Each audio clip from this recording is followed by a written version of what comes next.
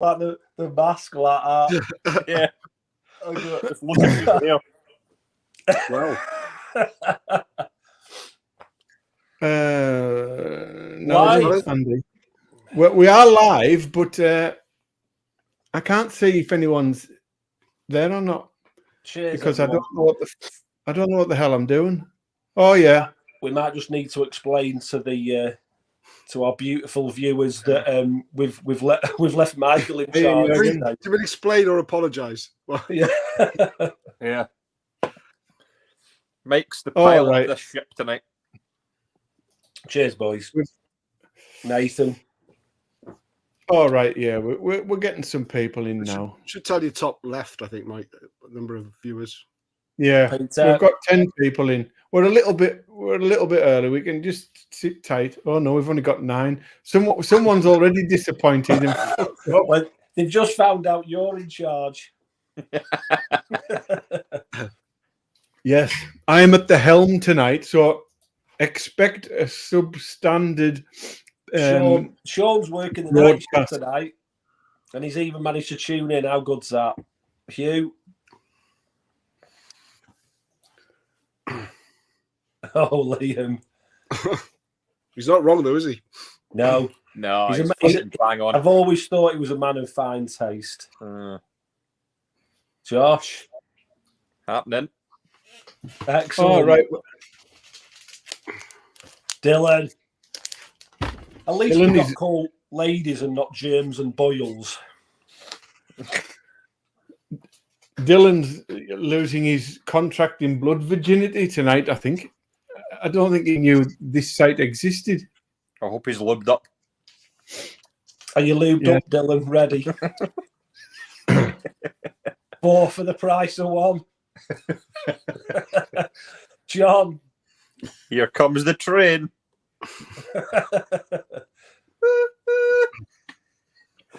Right. So, Scott, this was your idea. This particular topic. So you can explain the reason or whatever, and talk about why you picked this year. I think. Well, first of all, it's been 5 months since we've done a contact in blood, so it was due.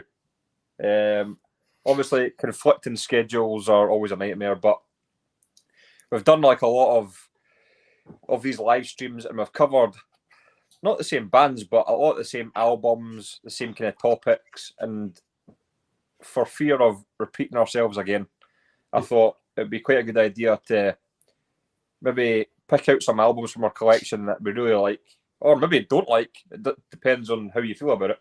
But after the year 2000, because we've done quite a lot of videos where, Ride the Lightning, Master of Puppets, all these kind of albums have been brought up, and everyone's heard. Well, them non-thrash albums. What's that? All those non-thrash albums. Non-thrash albums, apparently. Yeah. Don't start him off. So I just thought this would be like a good, and I think we all kind of found it quite hard to like dig into these post 2000 albums, because there's always like a point where a lot of people start, and that was usually probably the mid 80s. But this is like a whole new kind of shift of music, and I mean, some of the same bands might be shown, but there will definitely be different albums. So I just thought it'd be something a bit different for us to talk about. And it's one of the few ideas that we all agreed on. Yeah. Which is always a good thing. Which is quite rare. Yeah, I was just saying to Scott before we went live, Hugh, that I've always been a little bit envious of Scott's comfortable positioning during Contact in Blood. So I thought I'm going to go for the same. It's took me a little bit to set it up, but it does look quite cosy. I can't believe I live here. Actually, it's all right. You think this Mark lives in some dungeon just going... Yeah, just a wall of CDs. Yeah. Look, I've actually got white walls. Look, it doesn't look very dirty and horrible though. You're letting yourself down. Really. I know. Yeah, it's only the music that's dirty and horrible in my life. Yeah. So what was 2000 like for you, and the 2000s then musically? Where were you at in your life Did it have a bearing on your listening or what? And how old were you, Scott, in the year 2000? Oh, in the year 2000, I was 14. Yeah. So, obviously, my musical journey would be much different from you guys because you're far older. So, I was just a young pup, and it was quite good because obviously you guys would have grown up with Metallica coming out, Iron Maiden, all that kind of stuff. But for me, it was when I kind of started noticing metal bands, people walking about with metal t-shirts on. It was Slipknot, Marilyn Manson, Cradle of Filth. Those were the bands that were kind of on the edge. Do you know what I mean? Those were the bands that were coming out that everybody was like talking about because they were a bit different or a bit more extreme. They were kind of doing something a bit different. Obviously, that kind of turned into like the kind of new metal stuff. Papa Roach was really big. Korn. They were all these massive bands, and obviously completely different to what like the 80s kind of brought up. So they were the kind of t-shirts and all the bands that were going about. System of a Down, that was another one. So it was actually like, obviously, I think for you guys, you could probably be sitting there going, "Oh my god, is this what fucking metal is now? This is total shit." But I suppose it doesn't matter what the music's like. It depends on your age. And for like somebody who's like 14 and these new bands are coming out, you're going, "Holy shit! Like, what the fuck's this?" And like, we were kind of like my age, where you're brought up in the 90s, and if you're not brought up with rock or metal, you're brought up with like, I mean, some of the 90s stuff was shite. You know what I mean? So when all this started coming out, you were like, "Oh man, this is a bit kind of crazy. And that's when like all the moshers started to come out. Like all the chains started coming out again, big baggy jeans and the hoodies with all the like big Slipknot tribal S on them and all this kind of stuff. So I thought it was just as exciting as probably what you were like in the 80s, but just a completely like new wave of music. I think this whole idea was really interesting, especially for me and Mike and Andy, because listening to metal and being fully immersed in it in the early 90s, and as it started to dissipate and disappear in the sort of late 90s, I'm sure all three of us were the same. You kind of lost your love for heavy metal, and there was this new sort of era of bands were coming through in the very late 90s, and you know, your Slipknot, your Korn, your Limp Bizkit, your Puddle and Mud, Stained. It wasn't a good time for metal for me. From my point of view, I'd fell out of love with it from the sort of mid 90s onwards. So this whole idea from picking albums from the year 2000 on was really good because it was a bit of a challenge, and it got me thinking about what I was going to do, because it was only in probably the 2001, 2002 when I started to kick into it again and start listening to it a little bit more intently. And a few of the bands I'm going to show you will kind of prove that. But it's interesting for you, especially because when you were getting into it, Scott, it wasn't at its greatest point. You know, for me and Mike and Andy getting into it, it was the heyday. You know what I mean? The late 80s. It was the heyday of sort of heavy metal. It was all happening. All these genres were kicking in. So it'll be interesting to see what we all pick, which albums we pick, won't it? What about you, Andy? Where were you? How old were you anyway? In 2000? 2000, I was 29. So I was out the metal scene a bit earlier. I went to college, so I grew up in Cardiff and then went to Liverpool, and that was like when I was 18, back in the early 90s, and that was like a massive sort of change for me. I started from nothing, meeting a whole bunch of new friends, and there weren't really many people into metal, and I was starting to Wayne on that front anyway. So I was starting to get more into indie stuff that was starting, and the Britpop scene was just hitting big when I was just at that age where I was going, clubbing on a regular basis with a load of lads, going out meeting girls and stuff, and it was just got completely taken away by that scene. So throughout most of mid to late 90s and then going into the 2000s, I wasn't listening to metal at all. And come the early 2000s, I wasn't buying any music. I was just, when did Napster start? That was early 2000s, wasn't it? I think it was too.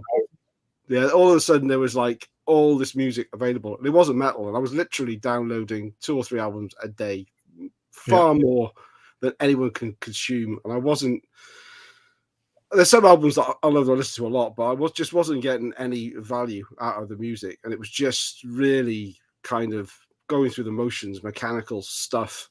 And it wasn't until I moved up to Edinburgh in mid 2000s, around 2005 or so, that again I moved up and I had to find new friends and stuff that was going on. I started listening back to some metal albums. It was actually I know we're only on the stories, but I'm going to show this one here. So I went into a FOP in Nottingham just before I moved up to Edinburgh, and I saw Iron Maiden release an album. I thought, fucking hell, I've not heard any Iron Maiden for years, other than Killers and the debut album. I used to listen to those occasionally, but I thought, you know what, it was a £5. I'm going to pick it up.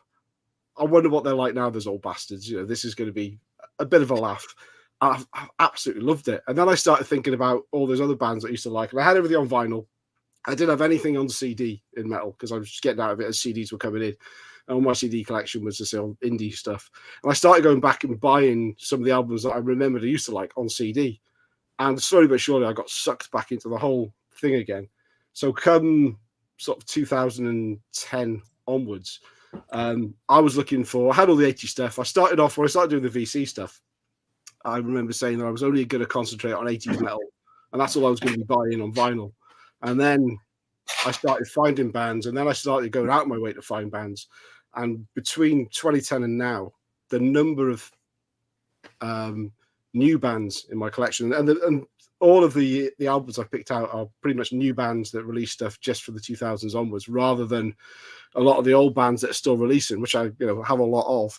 But I really just sort of dived in. The whole new wave of traditional heavy metal scene started in the early 2000s as well, and that was getting me sort of back in, thinking like, oh, this band's playing the music that I used to love. And I realized that I still loved it all along. I just had a really long, extended break. So that's why I kind of went diving in, new wave of traditional heavy metal. Then I found things like stoner rock, which I really liked. And that was kind of finding something new in the rock world. And then I was getting a bit more into doom.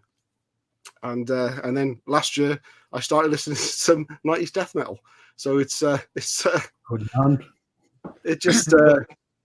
just kind of shows that I think you can dip in and out, and you can also find stuff if you're looking. Certainly things like Bandcamp over the last few years has just been amazing to find new bands that will probably never even get a deal ever, and you find a little gem and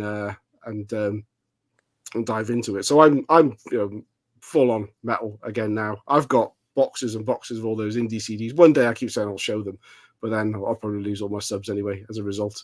But that's my ride. The last 10 years has been great for me because I've just picked up so much new stuff. And my challenge tonight was actually narrowing it down just to pick out a handful. It's been hard, hasn't it? What I've been listening to. I want to know if that box of indie CDs is next to the box of Anne Murray CDs. No. I don't own any Anne Murray CDs. Well, I was 27 in 2000, and I was trying to work out what I would explain my story, and from about 2002 till 2013, my life was the most chaotic that it's ever been. It was from one extreme to the other all the time with everything. I mean, I won't get too personal, but when you lot might think, fucking hell, are you sure? I feel like we need some background music on here.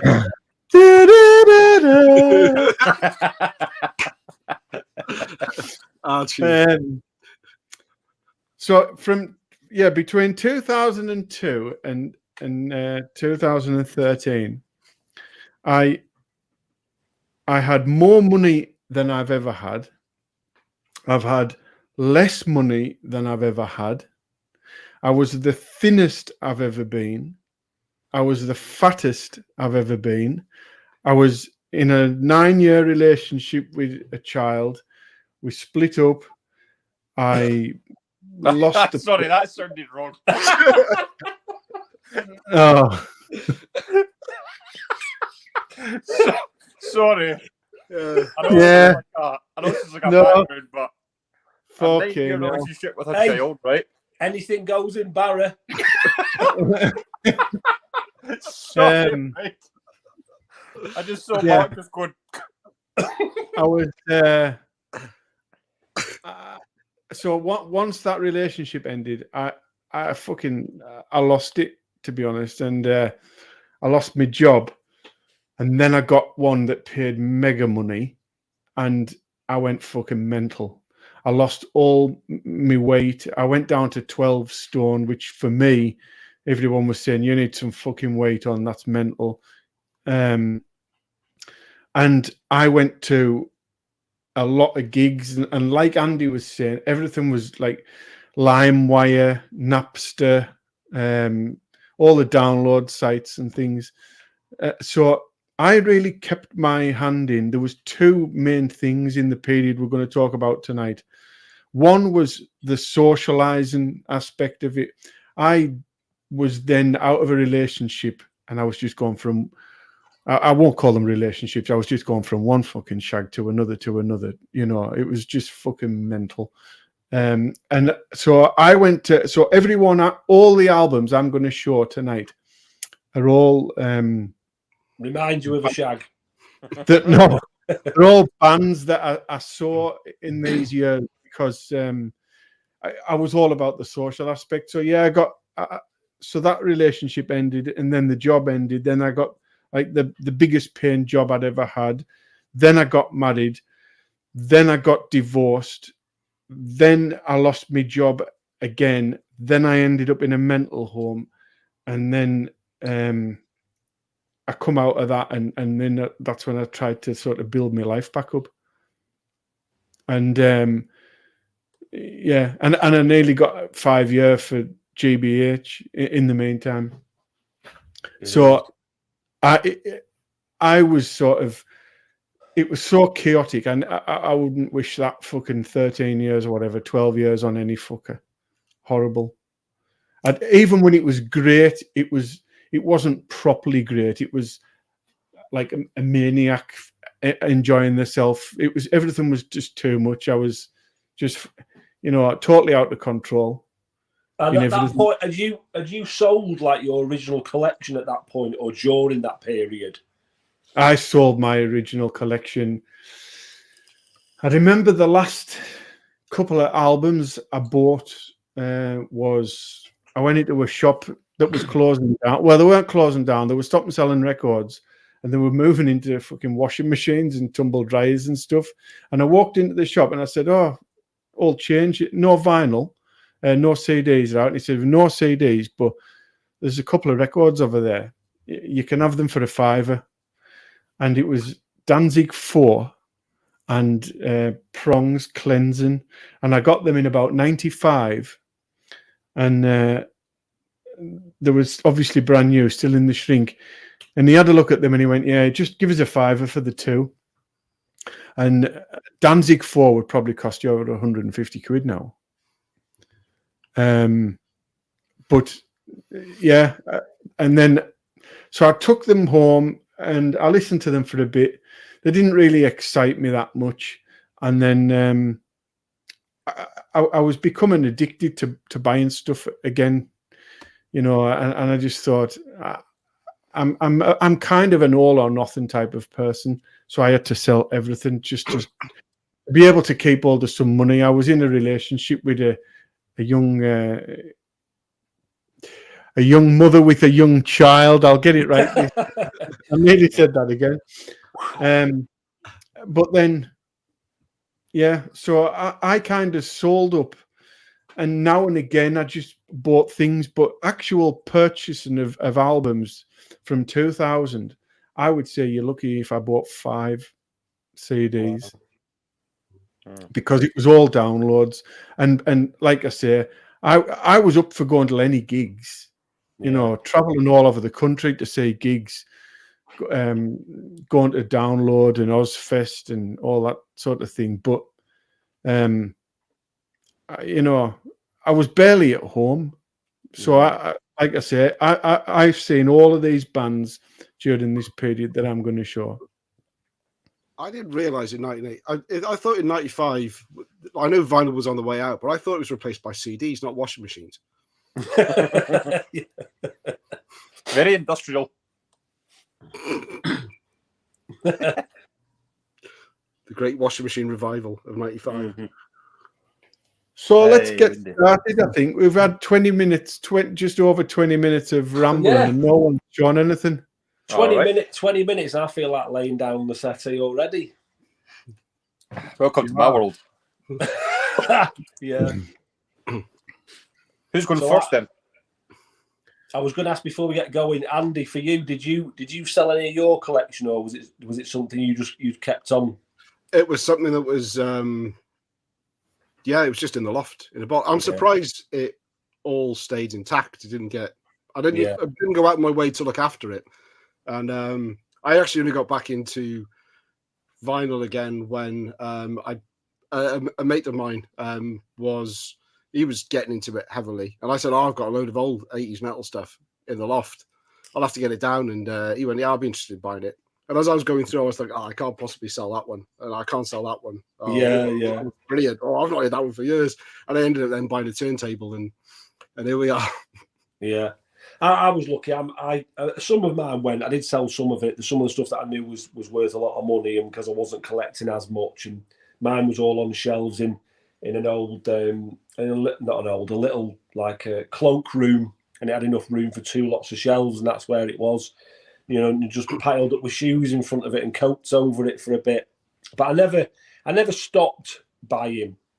I slowed right down when I sort of lost my passion for it in the late 90s, but I never stopped. And then in the early 2000s, up to sort of 2010, I sort of got back more into it and started buying some of the stuff that I'd let go originally. But in those days, you could pick up OG CDs that were released in the early 90s for a couple of quid. You know, there was all sorts. I remember picking up all sorts of stuff for £1 in the local sort of charity shops, and you know, just stuff that now is going for £80-90. Unbelievable. So I suppose I was quite lucky with that. But it's interesting to hear everybody's story and how life treats you and affects your ability to collect and your motivation, isn't it? Go on then, Scott. What's the first one you're going to show? What's the first one I'm going to show? I'm going to show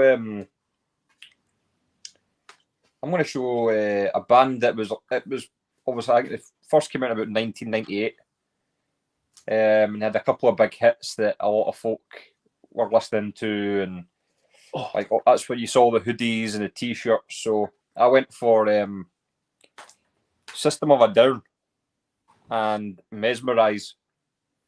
This was like System of a Down were like massive when I was younger, and obviously it was like Aerials and Chop Suey and all that kind of stuff. Yeah. That was like the massive tracks, and at the time I didn't really appreciate them. I just thought it wasn't really my thing at the time, and I've listened back to Toxicity, and do you know what? It still doesn't blow me away, but this album is absolutely superb. So when I did go back and start listening to obviously some of the bands, like it's probably the same for you. There's bands in the 80s that you completely just thought, nah. And then you went back and thought, oh, fucking hell, this is actually really good. that's kind of what I did with this. So I went back and listened to this. I just thought it's absolutely awesome. The big song of this was BYOB. But I mean, it's pretty much a 10 out of 10 album. System of a Down, I've just got this this style that they're trying to put in their best work, but it's like tongue in cheek, especially in this album. You can tell they're all musically like awesome, and the way the kind of dynamic of this album, the way it flows, it just honestly, it's really fun, but it's still got that kind of heavy groove in it, and I've just always loved it. So that was mine. I think that's from, oh God, my lighting is so bad. 2005. 2005. So I think that's our third album. But yeah, so that's my first pick. Well, just to follow on from Scott with that, well, I mean, we'll carry on talking, but I pulled out Toxicity because they were just fucking, they ruled the early 2000s for me. I thought they were fucking fantastic. I mean, that album you've shown there, that's the best one. The one that come out just after that's fucking garbage. I don't even own that one. There's Hypnotize and Mesmerize, isn't there? One's like a 10 out of 10 and one's just fucking garbage. But I seen them that year and all that album come out and they were absolutely fucking immense. Like, just they're the sort of band though that, as good as they were and everything, and I don't think they've aged badly either. But if they came out with something tomorrow, I wouldn't give a fuck. No, I'm the same. You couldn't avoid them back in the day, could you? That video is in the boxing ring. Is that for Chop Suey? Yeah. That was just there all the time. I went to the Leeds Festival that year. Metallica headlined. Weird lineup. It was like Good Charlotte, Placebo, and System of a Down were on. They were fucking brilliant. To be fair, live they were great. Where were you at, Mark, seeing them? Leeds Festival. Well, I went for the one day. All right. I don't know what year that was. I've got no idea. But it was a strange lineup. But System of a Down were the band before Metallica came on. And they were really good. But, you know, I agree with Mike. I think they've stood the test of time really well, to be honest. You know, especially when you listen to bands of that time that were coming out, like you say, Papa Roach and fucking Puddle of Mud and all that shit. You know, System of a Down, I thought, and I always thought System of a Down sort of transcended genres for a lot of people, you know. Yeah. Some of the stuff's really fucking sort of heavy and fast. Absolutely, yeah. But they could drop a bit of melody in there. They could, you know, almost ballady sort of styles at times. But yeah, I was the darting around, they do this, they change up the styles every other bar. They can go from sounding like a fucking disco song till you know, thrash metal in a couple of bars, and it's fucking brilliant. I can understand why everyone was wearing the hoodies and the tops. They were huge. They were right up there with Slipknot, weren't they? Yeah, that is a 10 out. I would say that is a 10 out of 10 album that Scott's just shown there. Like, I wouldn't argue that. Yeah, fucking awesome. It's one of those ones that you listen to it and you're never listening to a song going, "Oh, I wish this one would just end," because you actually don't know what's going to happen even within the song.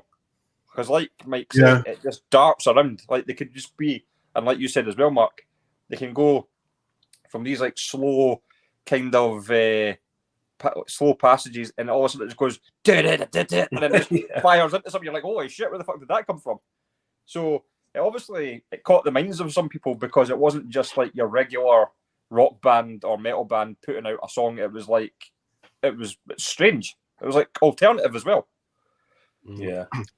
Liam's saying there about Kerrang TV was fucking huge. It was really It was really, the Bible in the early 2000s. There was another channel called Scuzz as well, wasn't there? Yeah.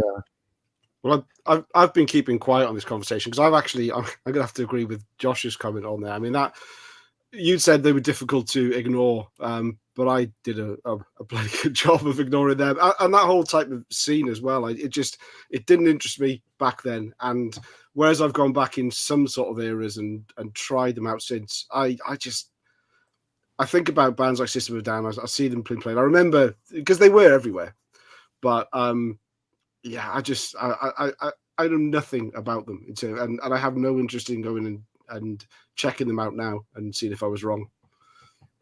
I wouldn't say they haven't got many. I mean, they've really only got 3 essential albums, Andy. If you wanted to, if you got your Michael, sell them to you. That's the thing. I think for me, just to like end that there. I think for me as well, it was like the style that these bands were wearing as well started to appear like at school.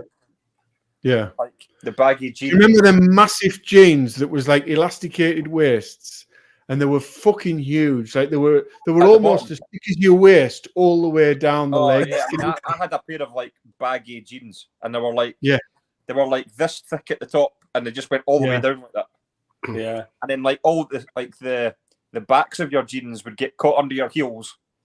Yeah.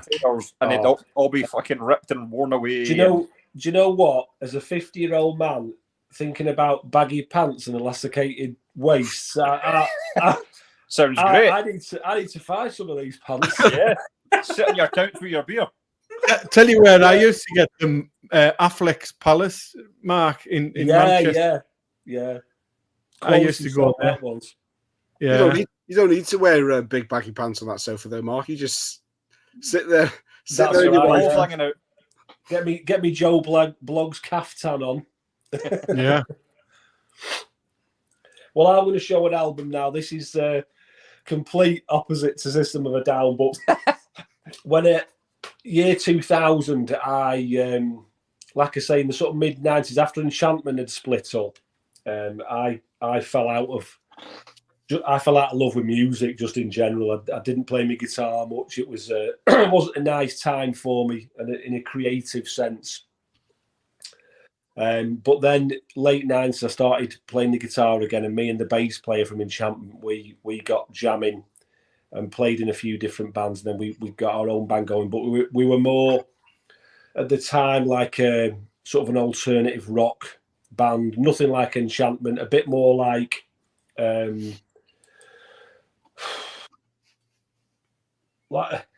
Travis, sort of like a bit of Frank Zappa, a bit of Captain Beefheart mixed with sort of indie like the Zootons and the Coral and bands like that. Really quite different. But a friend of mine who used to come and see us mentioned this band, and he said, "You're a metalhead, aren't you?" And I said, "I am really, yeah." And he said, "Check this band out." And he told me the name of the band, and I kind of laughed at first, and I was like, "That's the fucking stupidest name for a band ever." But I bought this album from 2001, and it really sort of got my juices flowing again for extreme music. I don't know if you can see that, but it's the band Pig Destroyer and their album Prowler in the Yard. Just grindcore madness, a 3-piece band, no bass player, just a guitarist, a drummer, a vocalist. Just balls out, furious grindcore, but with those sort of death metal breakdowns. And I was a massive lover of Napalm Death, and Napalm Death slowly sort of changed their style over the years. So for me to hear this was like what grindcore, what I'd fell in love with Napalm Death was all about. And this album, the name of the band and everything just really piqued my interest and sort of got me really back into paying attention to what was going on in the metal world. And it was 2001, so it was still all about Slipknot and a lot of bands like that. So for me to discover bands like this were around and putting music out was great because I'd lost touch with that sort of underground sound. You know, everything, like I say, was Puddle of Mudd and all that kind of stuff. So it was great. So this album, you know, it'll always be my favourite Pig Destroyer, whether it is the quintessential album. But again, as with music, it has a memory, it holds memories and has attachments to it. So this was the one album back then that made me sort of go, oh, I need to get my sort of finger out there, see what's going on in the underground there, because I wasn't expecting that at all. See, that name immediately puts me off, to be quite honest. Same with me. Yeah. See if somebody said to me, "Oh, you've got to listen to this Pig Destroyer album," I'd be like, "What the fuck?" Well, no, I was exactly the same, but it's the same with Cattle Decapitation. Yeah. Like, I just think, fucking hell. But like, we were talking a few weeks ago, and I just listened to that. Was it World Atlas? Death Atlas. Death Atlas. And I was thinking, that's like a cracking album. But what a fucking terrible name for a band. That would just put me off straight away. I'm going, what the fuck? But it was, to a degree, it was like when he said, "Oh, check out this band." He told me a few bands, but there was a few different band names he told me about. Blood Brothers was one of them, and some of these sort of techie, sort of mathcore bands. But when he said Pig Destroyer, it was that sort of ridiculous. I thought, and I didn't forget it. You know what I mean? Mm-hmm. But Hugh just said then in the comments that he accidentally wore a Pig Destroyer T-shirt to a animal welfare event. Quality. Pig Destroyer, as you realise, it is a name. I'd be exactly the same. One grindcore, I doesn't interest me at all, but Pig Destroyer is a name that wouldn't. But I thought it was quite ironic because I wasn't going to show this one, but just because you mentioned Pig Destroyer and stupid names, and I was going to get on my high horse about I don't go for stupid names. Was I remembered I've got pigs. As they're a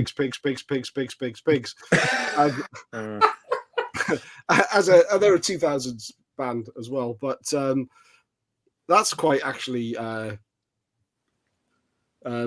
It's Visceral is the name of the title, but that's quite rough and ready and sludgy and but it's got a ridiculous name. So I'm a bit of a hypocrite when I say I wouldn't try Pig Destroyer because it's got a stupid name. I just love the fact that when you say their name, you say it 7 times, which is spot on. And I'm not sure if I could do that. Pigs. I wasn't counting, but thank you for that. University students. Yeah, I didn't spend my time just getting pissed or not. I was counting pigs. Just as well it's not called sheep, or I've been asleep by the time I finished. Oh, you're Welsh. Fair enough. So if someone in pigs joined Pig Destroyer, would they be called pigs? Destroyer. Just one pig missing. Oh, I suppose, yeah.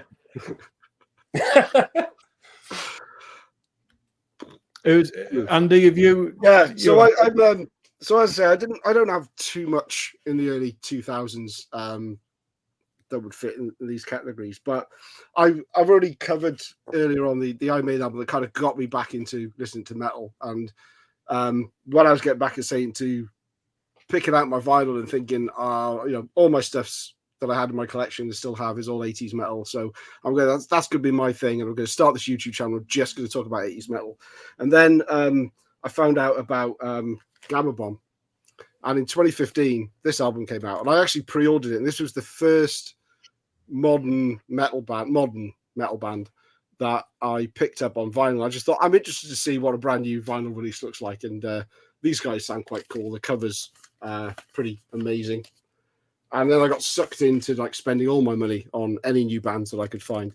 But the thing I like about Gamma Bomb is one thing I've said quite a few times in other videos about things like new wave and traditional heavy metal bands and also new thrash bands is they're influenced by the classic period and they've really got nowhere to go because they can't change the sound because then they're no longer influenced by that classic period. And the thrash bands aren't going to all of a sudden go into the groove thing now. But Gamma Bomb have actually, so this is their debut album, which was 2005. Nice. And they have actually kept my interest up because they haven't released the same album over and over again, and they have actually changed their style a little bit. And I think it goes to show that some bands are, they're not just there to sort of be tributes and just to relive what they grew up with, but they can actually play some old style music, but actually grow with it and change their sound. Now, this first Gamma Bomb album, I can't remember what it's called, Survival of the Fastest. This doesn't really sound much like Gamma Bomb. It is, but nothing compared to the last few albums that they've put out. It's a lot sort of rawer, not punky, but raw. They've got a new one coming out in September. Yeah. And that last one they did, Sea Savage, was again different way of the sound was just evolved year on year, and they keep me interested because they're not just releasing the same album. Where there are other bands that modern bands that will come out, they'll release an album, I'll hear it, and it might be even middle of their collection, and I'll think, oh yeah, that's brilliant, I'll buy the album. Then I'll hear something else they've done, and it just sounds like it's the same thing but done again. And then I've got so many bands and albums that I've loved from the last 15, 20 years now that I've never bought another album from, because it's like I don't want to spoil it. That album was brilliant, and if I buy another one, it's just going to water it down. I've got a few examples I can pull out where the second album just sort of left me feeling like, well, I've just listened to the first album again, but all the tracks are called something different this time. Mm-hmm. What I love about Gamma Bomb is the two things that I enjoy most out of them is one, that the singing sounds like Jello Biafra from Dead Kennedys. I've always thought that. And I love Jello Biafra's voice, but I don't like that much Dead Kennedys. I think I only like a one compilation album. But he sounds like that. And they incorporate sort of old 80s computer games and action film type of lyrics and themes into the song. It kind of covers quite a lot of pop culture, doesn't it? Yeah. Actually, I think they're great. Actually, this album here actually is one of the few ones I've got a certificate of authenticity to show it's I hadn't heard much Gamma Bomb until we were going to go and see them live, and to be honest, I thought they were fucking brilliant live. Yeah, and they have got that touch of like tongue in cheek, like you say. They mention all the pop culture stuff and. I think they've got that. They've got like that UK vibe to them, haven't they? That thrash bands, Acid Rain type of. They all seem to have, and I think it's sort of credit to them for their longevity, because I don't know what album they're on now, but they've always kind of remained a little bit under the radar, and I like them because their attitude is they don't give a fuck. They just play what they want to play. And they'll play it as fast as they want to play it. Yeah, and they don't settle in with any kind of styles that are going on at the time. So if you listen to that first album and the year it came out, that was furious and brutal thrash metal for that time, and they just didn't care. That's what they wanted to play, and that's what they were going to play, And it's proven that people like it, like yourself, Andy, because they're still going now. How many albums they got out? Maybe 6, 7, is it now? I think the next one will be their 8th. There's not many any UK thrash bands have released 8 albums, is there? Certainly without it's like a 20-year break or something in the middle. Yeah, absolutely. But they obviously they've been 20 years, haven't they? There were that tour we seen them on was the 20th anniversary. Yeah, was it? And they put work into their albums, but not just that, it's the presentation of what they're giving you as well. Do you know what I mean? All their album covers are awesome. Like you say, you open up the gatefolds and it's like the old movie posters and all that. Yeah, they've got like a piece of a lot of time for and every effort song. into presenting their music. Yeah, totally agree. It's because they probably love computer games and like Rambo and fucking all that sort of stuff. They're the right age for all that, aren't they? Kung Fu movies. We'll have to get Joe. If you get Joe on here, I talk to him sometimes, the bass player. Yeah. Right. Pointed to this because we've done a bit of sucking up, so that should be a good groundwork. Yeah. I'll tell him. Hopefully he's He might watching. even be watching. He was watching when it was waiting. probably He was watching watching- something wicked now, isn't he? He's, He was watching when I had the clusterfuck with Agent Steele. Right. Let me switch over to this little screen while I see if I can add this. Hang on. So This is when it all goes tits up. seamless, Mike. Seamless. Yeah. So 36 Crazy Fists from Alaska and their first album, Bitterness the Star. I seen them. I seen them. I think it was the album after A Snow-Capped Romance, but this is the first album. This is my favorite. And as embarrassing as it is, when this album came out, and a lad who I knocked about with, he brought it up to my house one day, and I didn't know what it was. I didn't know what sort of style, and the only thing I could liken it to 20 years ago, I said it's like thrash metal singing, but the music's not. I don't get it, and I couldn't even understand. And of course, it's called metalcore. I've learned all these years later, but I didn't know what it was called at the time. And then I seen them in 2004, and they were fucking absolutely outstanding. The singer Brock Lindor, just a cool fucker, just a proper cool. I mean, I don't know how the career played out, because after the first couple albums, my interest waned a bit, and I totally understand if people couldn't warm to them, because the best sort of thing I can think of is the vocal style. He sort of goes as he sings. It's as if he's doing that as he sings. That sounds amazing. It's fucking brilliant. I'm sold. Hey, it's no Pig Destroyer, but what can you do? I'm getting on Napster right now. But yeah, there's some elements of Slipknot in there. But yeah, I learned years later that it's classed as metalcore. That isn't even a thing I know out about. Like I say, I loved this album and the follow-up album, and I couldn't even describe the music to people. It was a long time after that I doubled back and went, what the fuck were 36 Crazy Fists? Or metalcore, right? I know now about it. I couldn't even name you another metalcore band, but yeah, just I don't know, it just came from nowhere. A lad who was 10 years younger than me, you know, it was more his thing. But when he played me, I was like, fucking hell, that is amazing. And I still think it is a fantastic album. Not something I listen to a great deal, but it's really heavy and really fucking. Well, they're not so much brutal, those type of bands, are they? As very, very screamy. You're very kind of, is it like screamo kind of stuff? Like it's like that emo stuff, but it's like a bit more intense. Is that what metalcore is? Yeah, I think so. It's like those bands like it's like Suicide Silence, and I'd say I've never heard them. I've heard of them.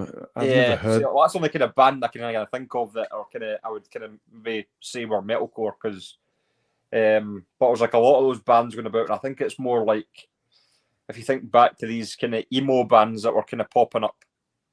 Yeah, probably. But I think it's more like kind of emo bands, but kind of like taking it to that kind of next level. Yeah, yeah. But I mean, I don't really know much about it either. They were on. As you can tell. They were on Roadrunner. Not that means anything, but that's what Roadrunner were peddling quite a bit. I think Roadrunner were at that point. Roadrunner, they were the type of label that had fucking Nickelback and like My Valentine and shit like that on there, didn't they? But you know, you were talking about Pig Destroyer being a name that would put you off. A band name like that would put me right off. 36 crate. I just put that down to that could have been a Jackie Chan film. yeah. I saw that name and I just put them in with the likes of sort of Crazy Town and all that shit. Oh yeah. You know, like that sort of rap. I know. Oh no, they're really heavy and really like.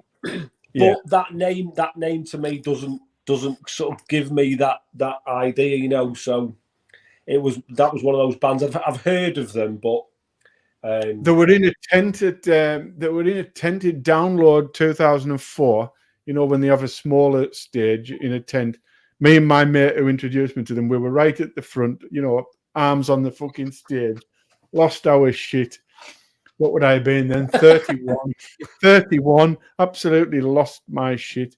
They were just fucking brilliant. But it was just sort of, you know, 2 years later, I was over them.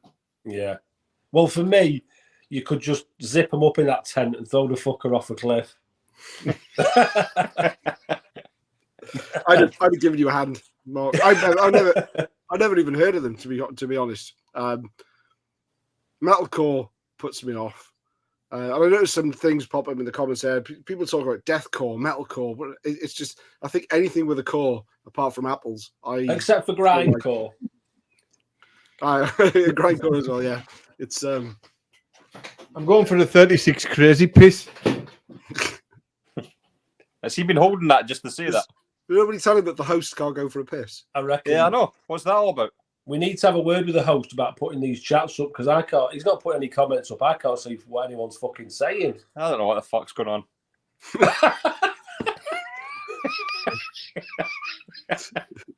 I'm fucking lost. Because I'm on my phone, if I put the chat on, I can't see. Yeah, it's the like screen. me. If I go and press the chat button, I can't see what's going on. Yeah, and then I don't know what's going on, so I'm relying on.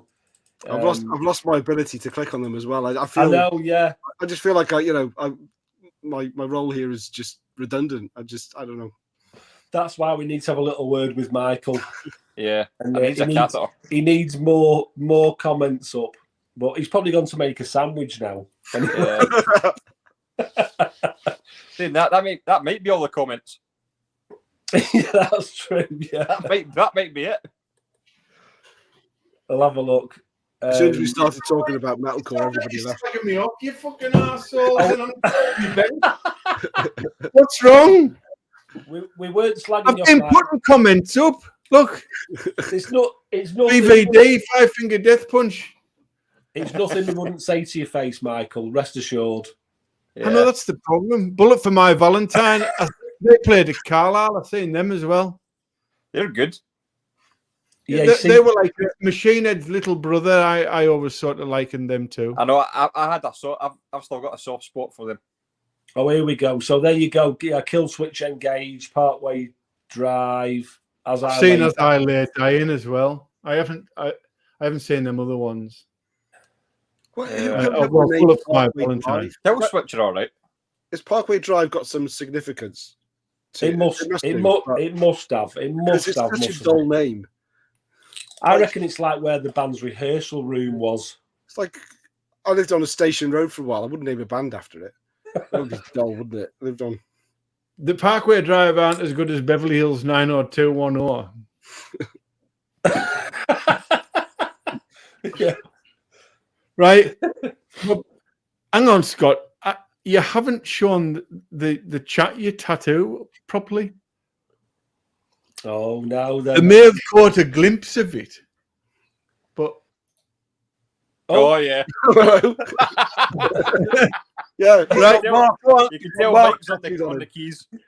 Yeah, got this. Yeah. Look at that. If we were superheroes, you could be Lizard Man. That's spectacular. Lizard Man, yeah. That's what I was going for. Just make me look like a lizard. Right in the gizzard. I feel like I'd want to rest my bottle in the middle of it, like a big giant doily. I know, it's still kind of like that, a wee itchy stage where I'll get like a wee. It's still healing a little bit, but yeah, it was. To be honest, like I'm not going to beat around the bush. It was fucking horrific. I mean, see when you're like 6 hours in and you're getting like this bit here, just like, you're like, fucking hell. It's the What's first that time I've T-shirt, ever- Mark? Sorry, go My on. T-shirt. It's No, go on. read that. No, I can't. Lost profits. Yeah. Oh, fuck. Hey, Leprophilia. you're the one that was in a relationship with a child, so. Yeah. Leprophilic. Leprophilic. Leprophiliac.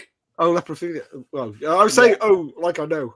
Like, Yeah. oh, yeah. They're like, believe it or not, they're a filthy, dirty, horrible death metal band from Spain.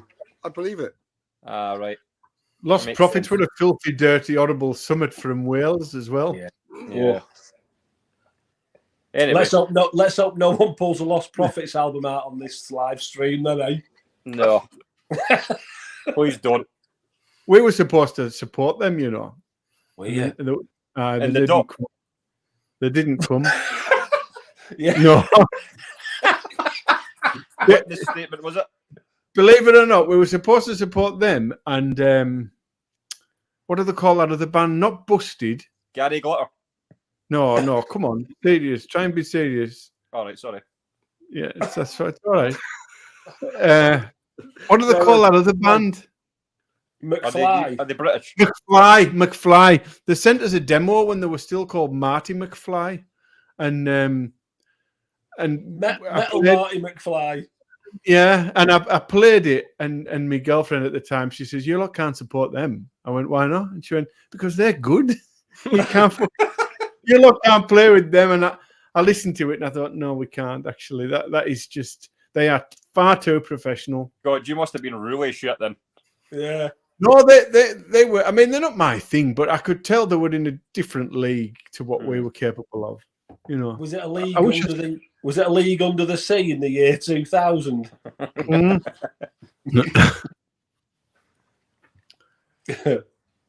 Right, moving on. Big Trev. T-Dog. Thanks Right. for putting the comments up, mate. You're doing a sterling job Yeah, there. you're doing mate. I fantastic. thought that's what you were saying, to be honest. I thought that's what you were Right. So, Who's next? who is it next? Scott. Scott. Right, I'm going to go for. What have you done to your head? Yeah, what's that on your head? We've Is not it had hair any- Oh, fight back? Yeah, that's one Can you thing see we it? missed out, isn't it? Is that what happens when you don't pay for the tattoo? Oh. No, I was at my work and we've got this like big like lean-to shed and it's got corrugated tin on the side of it that kind of like hangs down about that much. And aye, all right. Fuck. David, yeah, get in there, man. We're gonna get fucking banned from YouTube. So I was leaning down to get something and I brought my head up and smashed it off like the sharp edge of the tin Oh. metal sheet, and it just basically like it never went in, but it kind of like sliced in and kind of gouged. I don't know if you can see it. Can you see it like that? Yeah, Yeah. yeah. Yeah. And it was one of those. Oh Looks yeah, like fucking bad fuck taste. off. And it started to like bleed, and I had like my big dirty glove on at my work, and I was like, oh fucking hell, oh, I'm bleeding. It's one of those like I held my breath for like 2 minutes, and I was like, oh fucking hell, and I was like, Right. it's just a Sound of fucking largest scratch. snare drum as you hit it. Yeah. Yeah. Oof. And then I looked up at the tin, it had like my scalp skin attached to it. And I was like, Ouch. yeah, fucker. And then I borrowed another guy's truck at my work. So we've got like a transit van that we drive. It's like a tipper.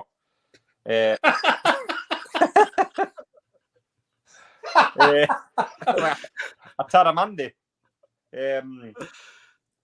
So I borrowed the guy's pickup, and because it's smaller than our van, I went to get in the pickup and smashed my head off the fucking side of that the same day. And I was like, "Oh fuck this, man!" I was like, "This is the ever." I think Trevor's hit the nail on the head there. Literally, What was that? you need a hard hat. Oh fucking hell! Yeah, I need something anyway. So yeah, I've just got this massive fucking gash in my head. Yeah, that looks nasty. You like Yeah, Bedikoff bad taste when it comes up like that, Yeah. doesn't it? The What thing does he is, do? Does he put a belt round his head or something like that to keep it down? oh, the thing is, I've had to let my hair grow out a little bit, but I'm going out tomorrow and I need to shave my head, so I'm going to have to shave over the scab. I think you I should don't know get how a that's grow gonna go. mullet. I just think you look Just like grow a a mullet, like just grow it long at the back and have that like Oh, Klaus yeah. Meine. Oh yeah, that look fucking Over. brilliant. Yeah, I know. Please. Yeah, that look fucking superb. Like, I but just love that Mark will know that you get the horseshoe you do. that starts to appear, and I'm starting to get my horseshoe coming back. So My that. my forehead just got bigger and bigger and bigger, and It's just and taking then longer to wash your face. yeah, Yeah. exactly, yeah, and then yeah, and then now the back of it's like going thinner and thinner. Oh So no, you definitely got the horseshoe. But I did attempt to grow mine at one point. I thought I'll try and grow it again, and it was far too thin at the front. But as it was getting longer and longer, one of my mate's ex-girlfriends said I looked like Andy from Little Britain, the one who's in the wheelchair. Yeah, no, Want that one? Oh no, like Yeah. see at my crown now. It's like baby hair. It's like Yeah. really soft. like a dandelion. Yeah, You look So you like can just go and it'd come off. yeah. When you grow your beard, Mark, you look like fucking Fagin. Now, got to pick a pocket or Yeah, two. That's yeah. the first thing I thought when I Yeah, seen yeah. it. I've got a few work colleagues who like to sing that to me when my beard gets really long. Tell you what, Right. it may be grey, but I've still got it all. Yeah. Yeah. Congratulations, Andy. Yeah, congratulations One of on my greatest achievements on the in life. volume. Yeah. Right, come on, Scott. What have you brought us? Right, okay, this is an album that I went back to, so this wasn't one that I kind of grew up with, but it's one that has really stuck out. I was kind of going through my albums, and this kind of really stuck out because when I first heard it, I just thought, fucking hell, I was like, this is almost a bit of a masterpiece, but I kind of think it goes under the radar with some people sometimes. So I've picked Hell and Human Remains. I think just from the get-go, I thought it was just absolutely just an absolutely amazing album. So this was kind of like a labour of love for Andy Sneap, going back and kind of paid for it all himself to kind of go back and get this made. Like some of you might not know, but some of it was recorded in the 80s, and who was it? The lead singer passed away, and Andy Sneap went back and basically, like a labour of love, recorded it and got it re-recorded and produced, and it just shows. I think it shows like a lot of love is going on into this, like proper. When you listen to it, it's almost like a film score. That's what I'm trying to say. It's got those highs and lows, and what's the singer's name? Is it Dave Halliday? Yeah. He's fucking brilliant, isn't he? He's absolutely awesome. He's like a metal Geddy Lee. And he's just it's the way Geddy Lee, he's metal. is he? But it's the way he comes across. He just like tells this like story with his voice. Like, that's the only way I can see it. It's really what was that? What we in now? Oh yeah, Final Metal album. So yeah, every time I listen to it, I mean, it's a. I think it's quite an intense listen. It's like over an hour long. It's got all these interludes, and that's what I mean by it's got these kind of like wee snippets in it, and it's almost like you're watching a film. But see, when you sit down and just listen to this, you're just like, holy fuck! It's just like there's so much to get out of this album, and not to mention just the music is brilliant. You've got all like the metal riffing and Halliday's voice, and it's one of those things that I think he must have had a blast going back and putting this together. Just like, and I, at the same time, I think because it's a band called Hell, I reckon he thought that this was going to get a lot of traction when it first came out. Like a band called Hell, kind of story behind the album getting made. He's basically sat and got it all made for free. There's all these kind of like, I think you've got Dave Halliday's face in there somewhere in the clouds Yeah. on the cover. But see, when you sit and listen to it, it's just like you're listening to like a metal film score. It just takes you on this like story, and the way that Dave Halliday sings, it's just like, holy shit, it's brilliant, absolutely brilliant. What year did that come out, Scott? I think it was 2011. I bought that as a complete blind buy. It's fucking brilliant. I saw the name of the band and I saw the cover, and it was on eBay. It was fucking Buttons on eBay. Yeah. And I just bought it. Was I think it was like buy it now, $2.99 delivered. So I bought it, and then I looked into it, and it said it was like this band that were going back in the day, and a classic sort of band. And Andy Sneap had got involved, and I thought, fucking hell, that sounds really good. And when it arrived, is it on Nuclear Blast? Yeah, it is. Yeah. Yeah. And I remember just the artwork looked good. Everything about it looked good, and when you put it on, it doesn't disappoint, does it? No. It is brilliant. It's a brilliant. It's one of those albums that every time you listen to it, you'll pick something new out of it. Like I was trying to listen to it, obviously, just to kind of refresh myself, and I thought, I don't remember this bit when I listened to it last. Do you know what I mean? And I think the last time I listened to it, I thought, I don't remember this bit, and I'm just like, honestly, there's so much to digest, but it's fucking brilliant. The great wasn't pick, it Snape? great Wasn't pick, it that, Snape Scott. guitar teacher? Yeah, Was that not was his originally? And then he mentor. died. yeah. Mm-hmm. So he's let's pull this out. That was his band. Oh, And right. this wasn't released at the time. This is a High Roller job, but this is one that Andy Sneap put together based on I think demos or nearly recorded. I don't think they released. Maybe they did release something, but he went back and gave it the High Roller treatment. Sneap wasn't in this, but he did the arrangement, I think, or did the production to actually get this out. But this is really good. That's got Dave Halliday's voice on it as well. Oh, he's fucking brilliant. I bought this off you, Mike, didn't I? If you remember. He did, yeah. You fucking wanker. That's that a was fucking my- great album too. That was my intro, and then I've got the one that you showed on CD as well. But give you a good idea of what they kind of look like, because they are very. Where's the camera? They are very theatrical. Oh yeah. Sound. That's a great. Have you fucking seen the thing, live that, by the clip way. when Dave Halliday's dressed up as the fucking half horse or no, it's his body and he's got horse's legs on and stuff, and that's how he's performing. Oh my god, he's standing like 10 foot tall. He's got the what do they call it when it's half a person and half a horse? Like a minotaur, not a minotaur. Aye, it's something like that though, Something isn't like it? that, innit? Pegasus. No, Yeah. that's a fucking horse.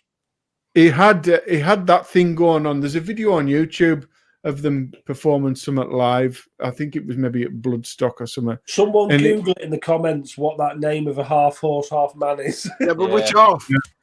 Which half? Pegasus is man at the top, horse's legs, and Oh right, yeah. Well, it is Pegasus that a then. flying horse. I thought Pegasus was a flying Pegasus is horse. a flying horse, isn't it? It's yeah. No, you're right. It's not a It's a minotaur. flying It's like horse. a You know what? You guy I've out in watched Narnia. Disney princess movies to actually know it's a flying horse with my kids. Sorry, Mike. Carry on, mate. Senator. All right. Okay, there we go. Centaur. Senator. Is that a Centaur. centaur? Hang on. It's Centaur. A centaur. that. Aye. Right. Yeah. I didn't even know that. Now I've heard that word. I've seen that word. That still doesn't. Yeah, It, it is. it doesn't jog my memory. No, that's right. Yeah. What was I going to say? Who's next? You were talking about him playing live and Oh, right. No, I was just saying I haven't had much to do with them. I bought that record. I knew it was great, but I sold that to Andy fucking years ago. What I did was when I joined the VC, I bought a load of records for like £2 each, like all fucking bangers like Sadus and Napalm Death and stuff. But I sold them all. I started buying what I thought I wanted, and I soon thought, whoa, this is too dear. I need to get the fuck out of Dodge and drop back onto CDs. This is horrendous. And that was something I sold Andy. ages ago, like fucking six or along with seven the what's Nicky Six's band? 6 a.m. 6 a.m. Yeah, Yeah, those two as well. Yeah. yeah. That hell can't be easy to get on vinyl. Like, fuck you now. Well, no. You just wait for Mike to buy it. Then a couple of months later, you can have it. Yeah. Yeah, I can still remember that. I paid £11 for that off Amazon. That Hell album. That's an absolute banger as well. And he sold it to Andy for 20 quid. No, I wouldn't take any more than 1950 off him. Yeah, I don't actually know what it went for because I didn't write it down. I just put down we had a trade, so I don't know if I sent you something. Yeah, it was when I wanted the Book of Souls, believe it or not, on CD, and there was money, and the Book of Souls exchanged. God, There you go. you got the short end of the stick there. Yeah. Well, yeah, but I haven't missed that, to be honest. It's not something I would re-buy just because it doesn't fit in with my nerdiness. Well, I've got the big thick. It's like a big digipack version of it, and you fold it out. Yeah. It's like a big cross when you fold it out. Yeah. Which is a bit of a fucking pain in the arse, if I'm honest. When you're folding it out, you're trying to find the disc, and it's in like the last pocket. So you've got to fold the whole fucking thing to get to the disc. Like that Repentless. You go for that Repentless album, and you pull out the DVD and the live CD, and everything's fucking last before you don't even want to listen to Repentless by the time you find the back.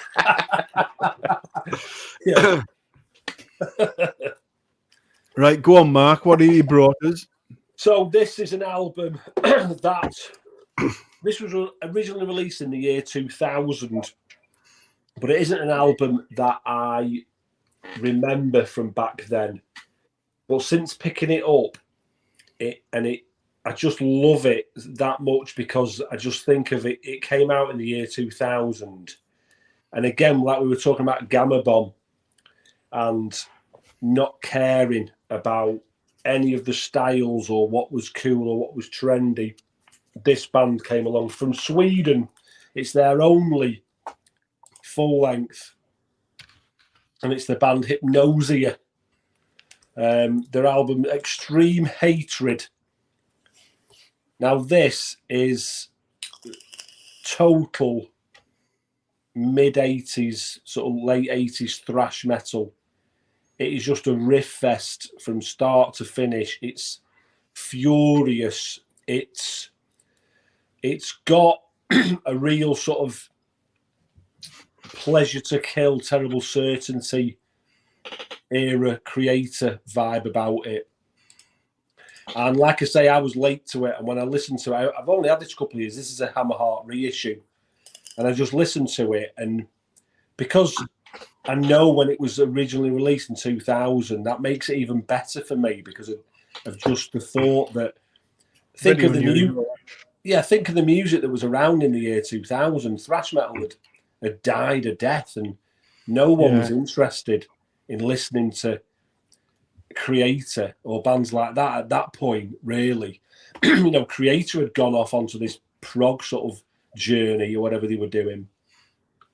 And this is just, it's a thrasher piece, and it's one of those, again, that's just sort of flown under so many people's radars because it was released in 2000. If this was released like today, if this was a new album come out today, people would be just raving about it, just non-stop. It's that good. If you like thrash metal from the late 80s, you're going to love this. It's got that sort of youthful angst and energy. But and I talk about it a lot in my music about those little moments that just let you breathe and let you take stock of what's going on to get going again, and there's that in it as well. So it's just a brilliant album, and I wanted to show it because I don't see it talked about enough. And it's like I say, if you like late 80s thrash and the more aggressive, like your Creators and maybe Sabres. Maybe they're probably not as claustrophobic sounding as Dark Angel, But yeah, Hypnosia, Extreme Hatred. I mean, it says it all. The name of the album says. I sold mine, to be honest, because I found it just to be. I just thought it's a Creator clone. I don't need it, but you're more into that than me. It's so machine metal for me. You know, when it's just that fucking, battered away like Dark Angel. I can understand you thinking that, Mike, but I think it's one of those that when you first hear it, you might think that, but the more you hear it and the more you let it absorb into you, more comes with it. Like Scott mentioned about the Hell album, you play it, and every time you play it, something else happens, and you think, oh, I don't remember that last time. I don't remember that chilling out that much, or I don't remember that little noodly riff coming in. That's what this album does for me. Yeah, I'm definitely guilty of not playing it enough. I played it a couple of times, and I thought, fucking hell, Darkness Descents, and just that type of fucking train track noise, and I just thought, no, it doesn't. It's not unique enough for me. But I definitely didn't give it enough plays to know it like you do. I just fucking, because I only paid £2 for it, so I didn't care. His vocals sound very much like Millie Petrosa on early Creator, so that straight away you're going to get that vibe. There's no doubt about it. You can't deny that. But there's a bit more. They've got a bit more of their own style in there as well. I've made a note. I've seen that one shown a few times in people's videos over the years. I recognise the cover and the name, but I've never checked them out. And I was thinking like, oh, super exciting to say like great like late 80s thrash metal, and then you mentioned Creator. I was thinking like, I don't really like Creator, but I'm going to check that. I want to come out of this with at least some bands to go away and check out, and that's going to be one of them. Yeah, I've never even heard of it. So sounds good though. I like Creator. I do. But to me, it was more Dark Angel than Creator. And if there's one thing I fucking hate Dark Angel. It's just so monotonous to me. 247 riffs. That was the sticker on the fucking album. 247 riffs. Like, fuck off. Do you know what? When I first ever heard this, the first time I heard it, it made me think. Imagine playing an Obituary album on 45 RPM. That's what it kind of felt like when I first played it. I thought I definitely got like some of the riffs are very Obituary-like, but faster. Yeah. Go on then, Andy. What you got? I'm going down my favourite traditional metal route, and I'm tying it in with your I have seen them live as well. But and they've released a new album this year. With them, Night Demon. And what I particularly like about Night Demon is they've been going for 10 years now, and they've only got 3 albums out. It's not that I'm glad they haven't released more, but they got 3 studio albums and a live album out, and is that they're not rushing to get. They're not like Haunt, who've only been going for like 3 years and got 9 albums out. Yeah. And a few people, I think even you mentioned it, Scott, when you did your review of this one, that that they sound a lot more mature, what have you. But I think like 10 years on, they should sound different than they sounded 10 years ago. Mm-hmm. And I saw these guys on, it was the tour for their second album. It was the first time that they would tour in the UK, and they played Bannerman's. You guys know Bannerman's up in Edinburgh, and it was like a Monday or Tuesday night, and there was nobody there. There was like literally about 15 of us, but they did their full show, and they did all their little bit of theatrics, or as much theatrics as you can do on the Bannerman's stage, which is tiny. But they just did it all, and I was sitting at the bar after with was it Jarvis Leatherby and a guitarist, Armand, and just chatting away. And I was like apologizing to them for the shit turnout. It's like, I was so embarrassed for like nobody's turned out, because I was thinking like, you're never going to play here again. But it was the first time they'd ever played in the UK, and I absolutely loved it. And I saw him again a couple of years later in Glasgow, and he remembered me as well. So I thought like, what a nice chap. And but yeah, it's proper heavy metal. It's not a lot of throwaway stuff. Each album sounds slightly different. I mean, the last one definitely, it's a concept album. They've come up with a story and they've put it together beautifully. But for going for 10 years, it is a shame they've only released 3 albums. But I think they put out albums when they're ready and when they've got the sound right, and they're not just there to just churn it out. And don't get me wrong, I don't mind Haunt, but it's just too much. It's just constantly new album from Haunt. So yeah, Night Demon are my pick because they are a proper metal band, and they're not just living on the coattails of the 80s. I haven't heard that one, but when you showed that new one and you said it was a concept album last week or week before, I downloaded it and I listened to it. And you can imagine what I wanted to say about it. And I listened to it and I thought, that's fucking fantastic. This might be one that's got through for me. I couldn't believe it. I've listened to that quite a few times. I can't believe it. Really, really good. And I thought, I'm going to get to know it a bit more. I'm not going to just go and download the other two and sicken myself. I'm going to get to know it a bit more. And I even sent it to my mate down in Birmingham, and it was the thing is, I sent him the last track on side 2. The last track on side 1, which is the big sort of slow thing, but it's got the bass at the start that sounds like Tool, and he's a big Tool fan. And I thought, I'll maybe suck him in that way, because it really does sound like Tool. And he says, this is fucking great, but fucking hell, mate, how long's this? It was about 8 minutes, the song there, but he ended up liking it. And I could not believe how much. That is currently my second favourite album of the year, that new Night Demon album, believe it or not. Impressive, yeah. You might like, on their second album, they got a song called Made in Hell. And the lyrics are just made up from Iron Maiden song titles. And it's a little bit cheesy, but it's actually done quite well. Yeah, but I want to hear that now. I need to download that. I'm all over that. Like, yeah, I picked up the newer one, Outsider, and I was a bit kind of, although like Andy was saying, I said it was a more mature album, but I kind of liked the kind of the raw kind of energy of that one, Andy.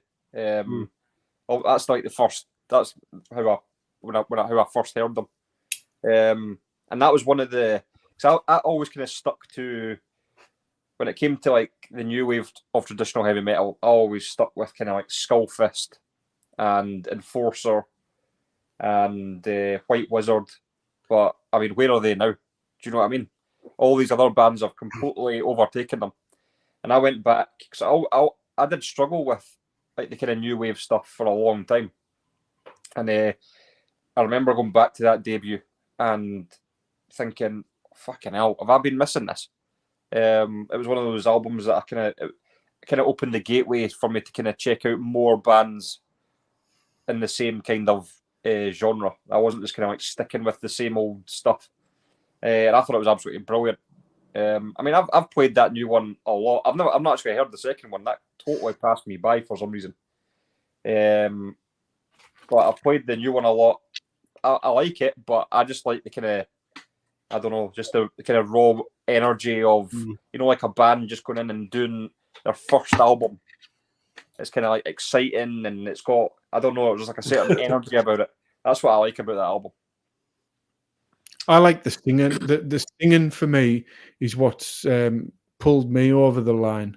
I think he's a great singer. Yeah, I think that's what does it for me. I've found myself getting more and more into that traditional sort of heavy metal style. But for me, the vocals either make it or break it. There's a few bands I've heard, and if I don't like the vocals, I'm struggling with it. Musically, I'm all right with it, but I've only got the live album by Night Demon, just because I got a bit of a haul off Hell's Headbangers years ago, and that was one of the ones. Come on! So I know, yeah. I'd like to think it wasn't off that prick, but it will be. They don't let him near a fucking computer or anything important. He's in the warehouse sweeping up.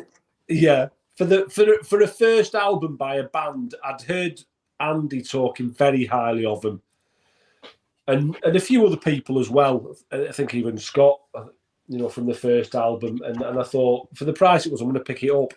And for a live, it's brilliant. You can hear that energy. For 3-piece as well on that live CD. They proper turn it up. And I haven't picked the other albums up just out of sheer laziness. Really, I would like to get there.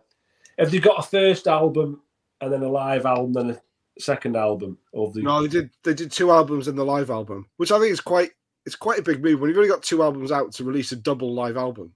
Yeah, it's kind of it's basically is like everything we've done.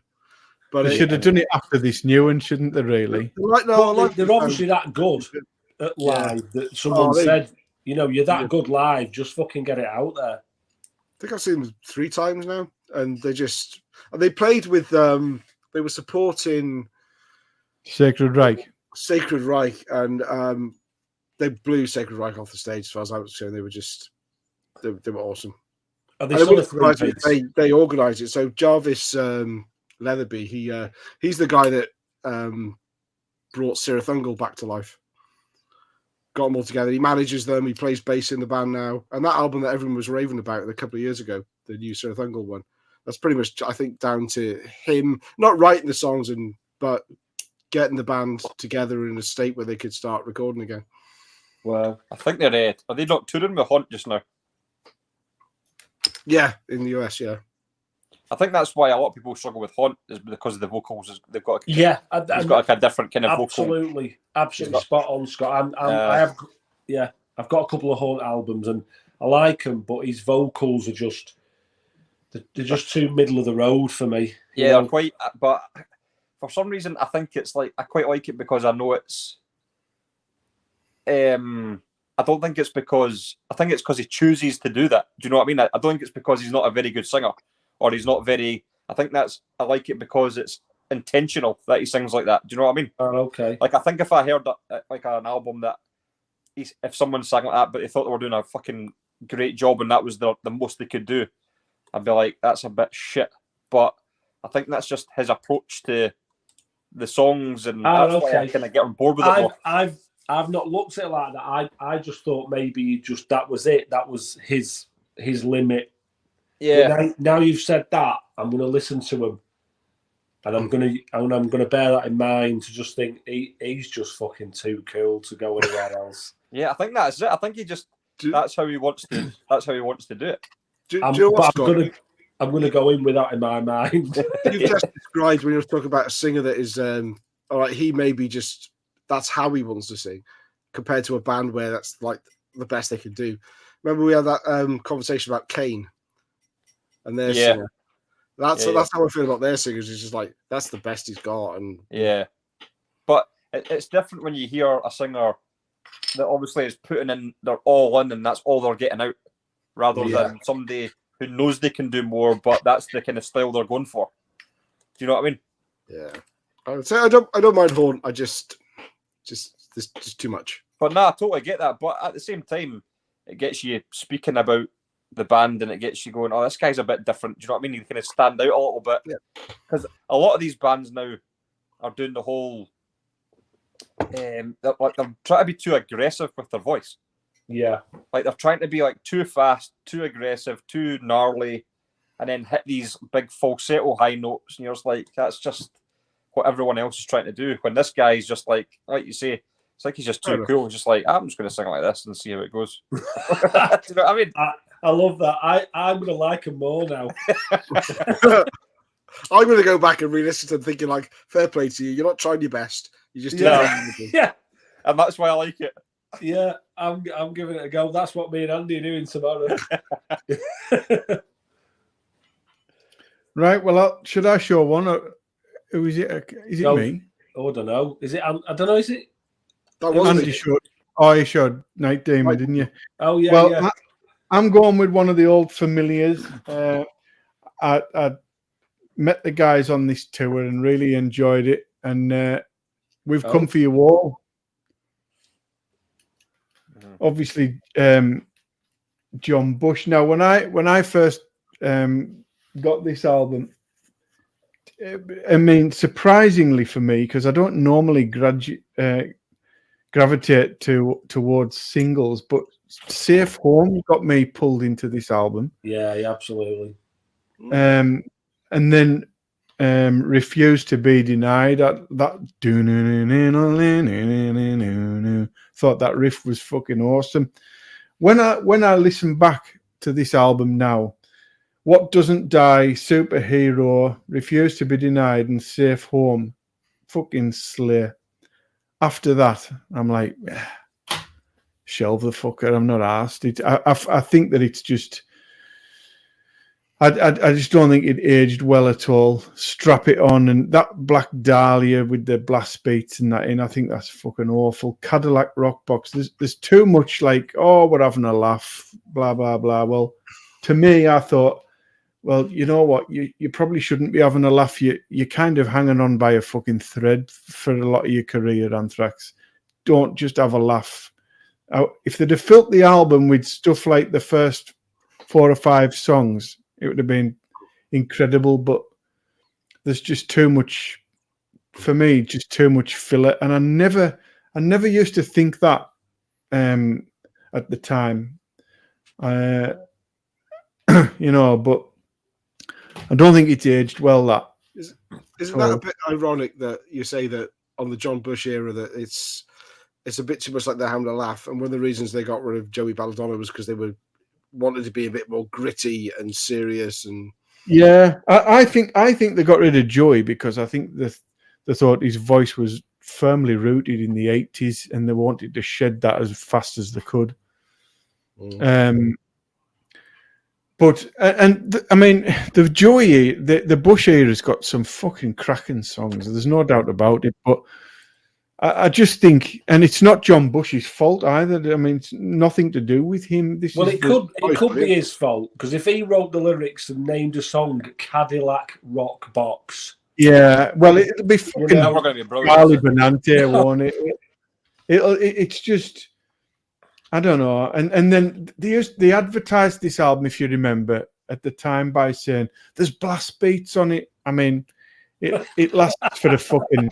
It lasts for the bar, you know. It comes back around 2 or 3 times for one bar, but you know, I remember Charlie Benante saying he was so fucking big into Dimmy Borgia or Dimmy Borger or whatever at the time. That was his big inspiration for that. I mean, they'd lost their fucking way. When I look back, I just think that would have made a great fucking EP. You know, yeah. And I think it's got fucking, I don't know, it's got about 13 songs on. This has got a fucking Ramones cover on it of We're a Happy Family. And that's track 15. So that's a lot of fucking material. If ever my Discogs like Random Item picks that album out, I just go straight to Safe Home. That's where I start. What? You what? I was reading Liam's comment. You just started straight home and just get yourself right to Cadillac Rockbox and Black Dahlia away. That Safe Home's the only sort of redeeming song on that for me. That was the only song that sticks out on that album for me. You know, I don't think it's a bad album, but that's the only song on that I can remember, you know.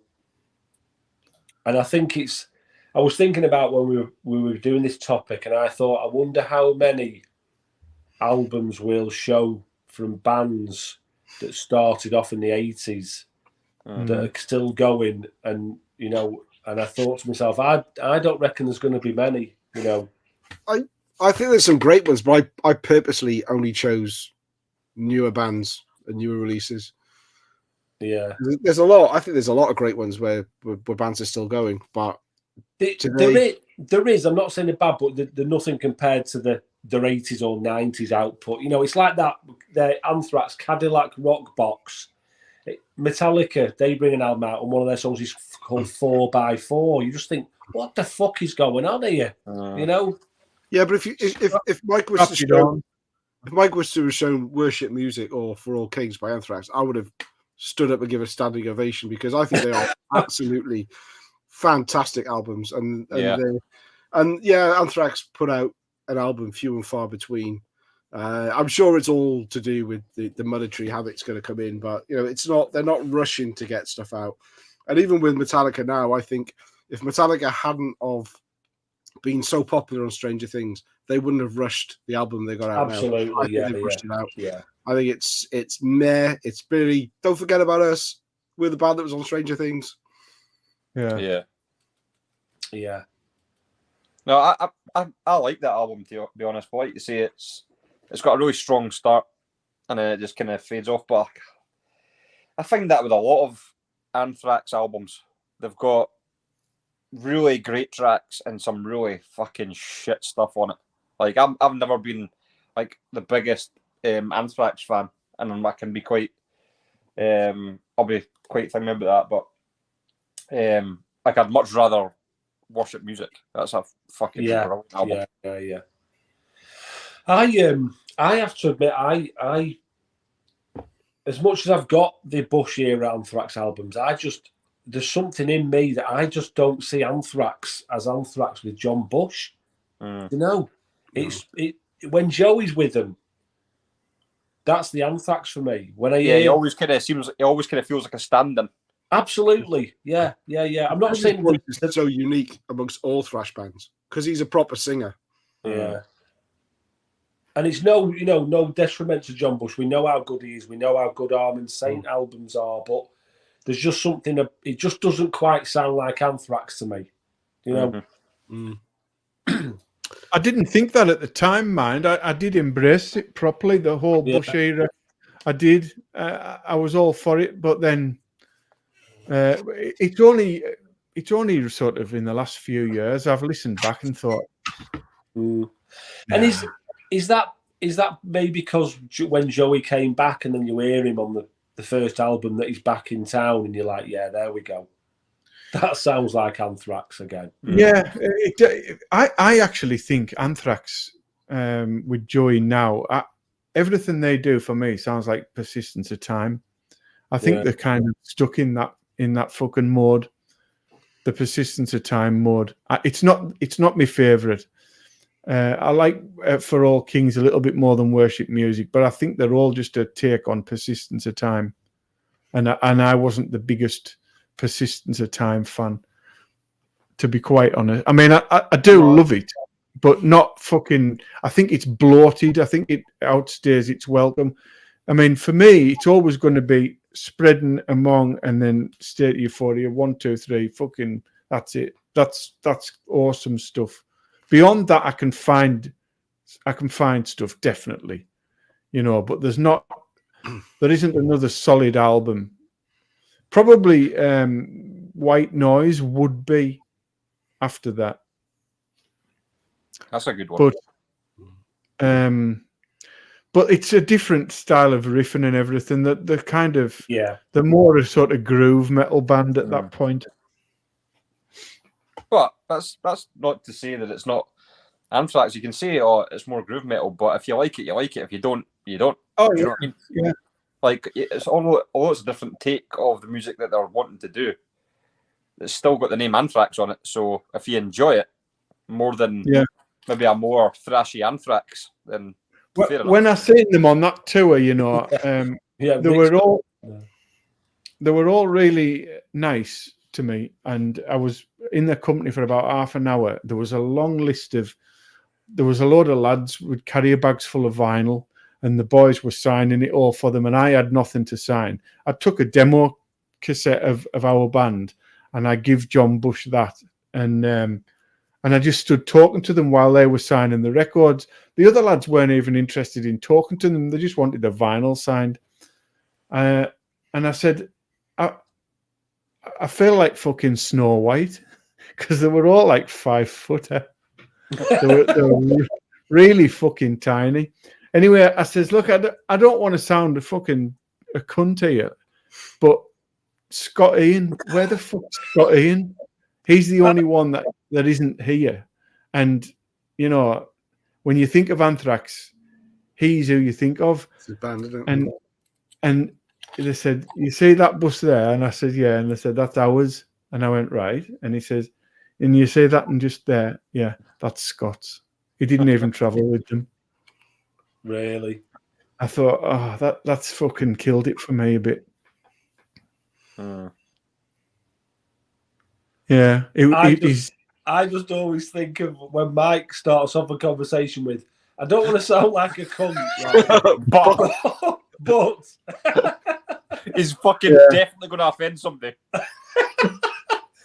No, but they got it. They understood 100%. It. They totally got it. They totally got it. But yeah, I was like, he travels on his own. Yeah. I was like, does that not piss you a lot off? Well, no, it doesn't bother. And they're not going to fucking say either. But I don't think they've got no choice, have they? There's no choice. But I thought, what a fucking tool. Yeah. Fancy doing that. It's a bit odd that, because you always, when you're in a band, that's part of being in a band is that camaraderie and the fun that you're having with the lads and the crack and all that, Yeah. To have your own bus, fucking hell, I mean, that's just weird, isn't it? Yeah. Yeah. Right, who's next? Back to Scott. Can't be fucking me again. Are you out? Is it me? Is it me? Yeah. We're doing all right. We're keeping on track here, aren't we? Fuck, I was just sitting back and just chilling out. Yeah. Right. Well, I'm going to mix it up. Oh, fucking hell. Who's that? Sons of Northern Darkness? Is that Immortal? What? Immortal, yeah. Fucking hell. What? Fucking love this album. What? I'm telling you. I discovered this album probably about 3 years ago. My mind is blown, Scott. And honestly, I would say that the closest I got to black metal was like Cradle of Filth. I got my big dick out. So when we were kind of growing up, I was like, the most kind of black metal thing that we'd ever heard was like Cradle of Filth. We always thought Cradle of Filth were fucking crazy. Like, see when you talk about Pig Destroyer, Cattle of Decapitation, whenever I thought Cradle of Filth, I was like, that is just like the fucking worst name. Yeah, it's so rank. And then, but they were like always spoken about, but not really one that I kind of like went to a lot. And as I got more into metal, I started to like broaden, and I was like looking at all the bands of back in the 90s of it kind of started off the black metal thing, and I've always connected with the black metal vocals, and I've always kind of connected with like the background of black metal songs, like this kind of atmosphere. This kind of like the black metal vocals and the background to these black metal songs, like the atmosphere, the fantasy, like the wintry landscapes and all this kind of stuff. And see, when I started to think, like, to listen to it in that manner, like as a kind of thinking it more of a kind of fantasy film that you're watching or listening to, I just went like that, boom, and I got this, and I just fucking, as soon as I played it, I thought, oh yeah, that is my shit. It starts off with the song One by One, and honestly, I don't know if I would like this album as much if that wasn't on it, but as soon as I heard that, I just thought that is fucking a cracking song. And then you've got the Sons of Northern Darkness, and Tyrants. And I just see after that, I was like, oh, I'm all over this album. I've actually got 2 more. I've not shown them on my channel, but I've got 2 more Immortal albums sitting on my shelf now. And I bought that Stormroller had an album out last year that I bought, and that's kind of like along the kind of more black metal, but a bit more polished. Because obviously I didn't really want to. When you talk about black metal, they say, oh, it's like really abrasive, and like obviously it's kind of lo-fi, that kind of stuff. But like Immortal kind of like hits it like square in the head for me, like hit me right there. And it was just one of those bands I just clicked with straight away. So I've gone for that. 2002, Sons of Northern Darkness. It's fucking brilliant. Yeah, it is. So there you go. Just fucking, there's my mind is blown, Scott. I never imagined you would show a black metal album.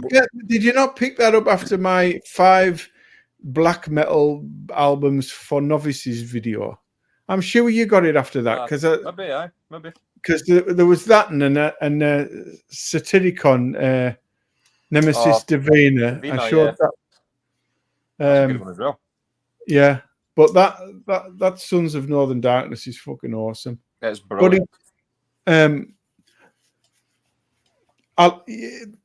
him that does the crab dance, isn't he? Yeah. Fucking the crab movement in the. Oh yeah. In the. Yeah.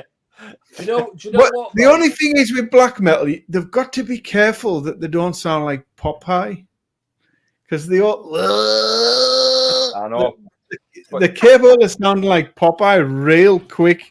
I just feel like, see when like compared to death metal, I can click with, like if I was listening to a new death metal album. I mean, obviously there's something you click with straight away, but I just feel myself click with black metal albums so much faster than I would with like a death metal album.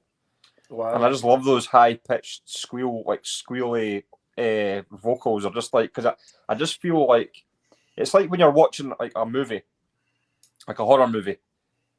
And now I'm not one for watching a horror movie that makes you jump or that, but I like these ones that make you think, and almost like I like the films that you think that could happen. That's actually quite scary because that could happen, and that's why I like these black metal albums, because when you listen to it, it kind of gets in your mind and you think that sounds scary. Do you know what, Scott? That's one of the best descriptions of black metal I think I've ever heard anyone say. That is exactly what you need to do when you listen to black metal. Mm-hmm. Is to let your imagination go with that music and Mm-hmm. let it take you somewhere completely. Do you know what I mean? Because it is so.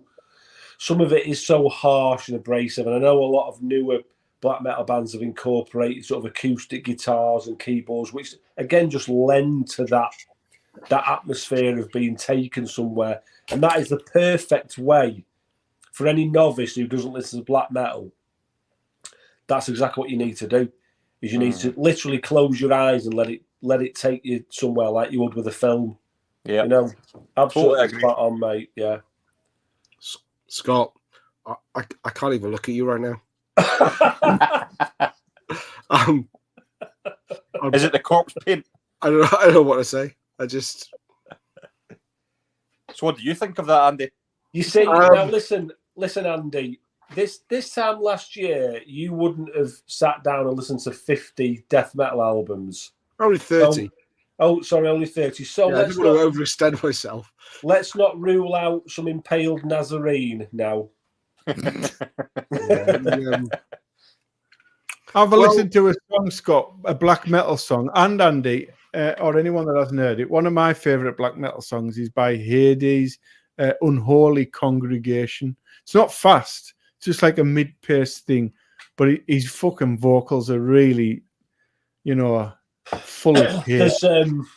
There's a Russian one-man black metal band called Sickle of Dust, who I really like. That's like my sort of go-to black metal band. They've got about 2 or 3 albums out, but they're more of the more modern style where they incorporate those sort of sweeping landscape sounding soundscapes, I suppose, you know. Yeah.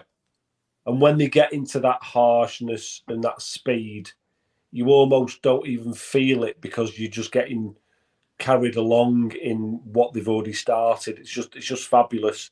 Mm-hmm. I mean, that's And what I love about it. It's like when it incorporates all this kind of like the fantasy material, and that's like because I love like fantasy movies. Like I love like Lord of the Rings and all that kind of stuff. So if I'm sitting watching, listening to black metal, it's one of those. I mean, I could sit and listen to like a heavy metal album, and go, oh, that's really good. Listen to like a death metal album, going, oh yeah, it's got some good crunchy guitars in there. But see, when I listen to black metal, there's something completely different for me than any other genre of metal does. It just honestly, like you say, it just totally penetrates my brain. I'm just like, oh, this is like freaky. You know what I mean? And then, but it just makes you want more. Like, oh, I need a bit more of that.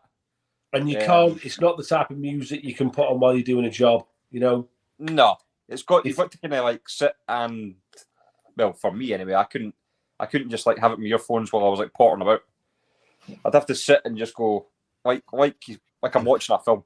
Absolutely, it's just got all these like elements in it. You're just like, oh, this is fucking creepy, but it's amazing. Do you know what I mean? So, how much black metal do you have in your collection? Because I don't think I've ever seen you show any. I've shown that before. I've shown that CD. Yeah, I don't have much black metal in my collection. I've maybe got like under 10 CDs. So Sounds I've like a collection video to me. Yeah. That sounds like a black metal collection video. Oh yeah. Quality. I'm going to do my death metal collection one day. I just need to get to know him a bit better. Will you put corpse paint on though while you do it, Scott? Because if you do, telling you, like, oh yeah, you'll be up there with Scott Waters for your subs. All of a sudden, boom! I'll be. What's the boy? Is it Demonaz that does it? Demonaz doing the fucking crab dance. That's it. Do it with your own blood from the gash on your head, though. That would be. Yeah. I'll just get the corpse paint off tattooed. Yeah. Yeah, tattoo it. That's if you show more than 10 black metal CDs, Andy's going to kill you, and his excuse is going to be Euronymous said he was making plans to kill me. The voices. Yeah. And that, funnily enough, Euronymous did get stabbed in the head. Yeah. Yeah. So you'll see Andy 31 times or something. Yeah, you'll see Andy wearing like a chain with part of my skull attached to it. Yeah. Yeah. A couple of Polaroids. Yeah. Are you sure that was a tin roof that hit you with, not an axe? Yeah. I went round to see my lead singer. I have a couple of dozen black metal albums, but I only have them on MP3 now because I didn't feel like sonically it was justified having them on physical, to be quite honest. For between that and the little that I'm in the mood for black metal, I just thought, well, if I'm not sort of looking out for black metal, it's one less thing to bother about.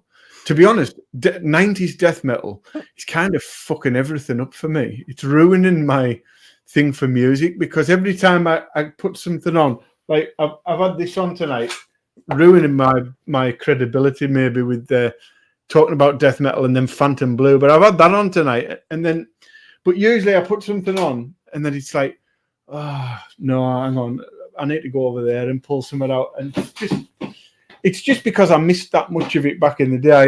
I only listened to the big dogs, and I didn't know the fuck the Sultry were back in the 90s, or up till a couple of years ago, or the Finnish stuff. The fucking Finnish stuff is real horrible.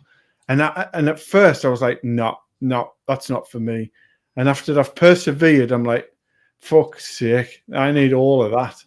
I've been telling you for years, filthy, dirty and horrible. It's the ultimate compliment. That's my wife you're talking about. Is it me? Is it me now, or I think it's me. oh, is it? Okay. After Scott. Yeah, I don't know. You can go if you want. I'm still No, it's cool. I'm still going to be here. It's all good. Right. So, yeah, Coffee Mulch is not a band I'm going to show as disappoint Marty, but I'm still going to go down the traditional heavy metal route. And what I've tried to do with some of the bands I've picked out are bands that are just a little bit different to me and have the edge. And this is a band that has even convinced Shaun of the Beast to listen to some proper, more melodic, more chilled out traditional heavy metal. So this is Seven Sisters. It is one of my favourite UK metal bands of the last 10 years, I guess. I don't think they'd be going for that long. To be honest with you, this was released in 2016, their first album. And what sets Seven Sisters apart is having a vocalist that isn't doing, Scott mentioned before, he isn't trying to do all the falsetto, and he's not trying to growl. He's got something just a little bit different. And when they first came out, there were so many reviews that kind of said, oh yeah, great metal band. They've got some Iron Maiden vibes. They've got a little bit of progressive sound to them, but the singer's a bit weak. And I didn't get that, because to me, the singer was just the thing that made the difference. That was their unique sound point. And that first album was great. This one, I saw them on this tour, Cauldron of the Cross, and they're absolutely superb. Releasing a double album as your second album, and then most recently, Shadow of a Fallen Star. Yeah, it's different. I mean, this is almost like to me, the sound here, it's not the same as Seventh Son of the Seventh Son from Iron Maiden, but it's the kind of the twist they put on metal. It's not the crunchy guitars. Seventh Son of the Seventh Son was just a little bit more tuneful, a bit mellow, a bit more thought out, mature, I guess, sounding, and the way that Iron Maiden were moving on. And that Shadows of a Fallen Star has kind of done the same thing. They've just got a lot more. The production is a lot richer, and I think it's beautiful metal. Metal can be beautiful, and Seven Sisters are a beautiful band. And and the singer Kyle, I forgot his name now. McNeil. Kyle. First name terms. Singer is great. He's also released an album called a solo project, Phantom Spell. I showed that one recently. That's a lot more progressive. That's a lot more of a bigger pill to swallow if you're not into the prog stuff. But a modern traditional metal band doing something just a little bit different, not just trying to sound like their 80s. They, to me, made a big impact on me in this 2000s period. Is that a good entry point then for someone that hasn't a clue about them, Andy? Would you reckon? It's a good question. I think if you're going to be turned on more by the straight up traditional metal sound, the first album. But to me, the one that really made me stand up and think this band is a little bit different was the Cauldron and the Cross. Yeah. And then the newest album is just a step on from that. Well, I'm probably going to go for that. I'm going to give that newest one a listen, because it's very melodic. It's very. It would have to have something to flavour the traditional heavy metal for me, because that's probably not going to do it, to be honest. It'll have to have something else as well. But I'll have a go. Well, how about, if you want to give it something else, how about a Contact in Blood meet-up at a live show? Are they playing at that? Yeah. Yeah. There you go. Right, just a little update on that meet-up. I can't get the time off work, but it is the day of the concert is a bank holiday. So I'm going to, isn't it? I'm going to go. I'm going to be able to come, but I just like I did when we sang that other band, Mark, a bit ago. I'll just have to come back home because I just can't get off work. You're seen as a bit of a twat if you take time off during term time. Fuck, they think you're a twat anyway. Yeah, you seem I like know. a bit of a twat now. I know. So I'm going to have to just drive back. You could be a double twat. But I'll still be there, won't I? I mean, I can come early if everyone wants to go before the gig and get something to eat and, Well, yeah. whatever. Because me and Andy will be down for. We need to figure out how we're going to get down there, but that's a. Well, why don't you just get to? I mean, I can pick you up at Penrith if you want to. Do that. We can have a chat about this after this stream anyway, can't we? But I do know. Yes, good housekeeping, Mark. Yeah, let's get your diaries out, lads. Let's. Yeah, we've booked all the tickets and everything. So what I was saying is you'll have to give them a listen, Mike, a proper listen, because we are going to go and watch them. Yeah, correct. Yeah. So what? But a few of the boys who are watching now are coming as well. John and Sean, and hopefully Simon, and a few of the others. So give the second album a listen. That's the first album I got on with. Same with me.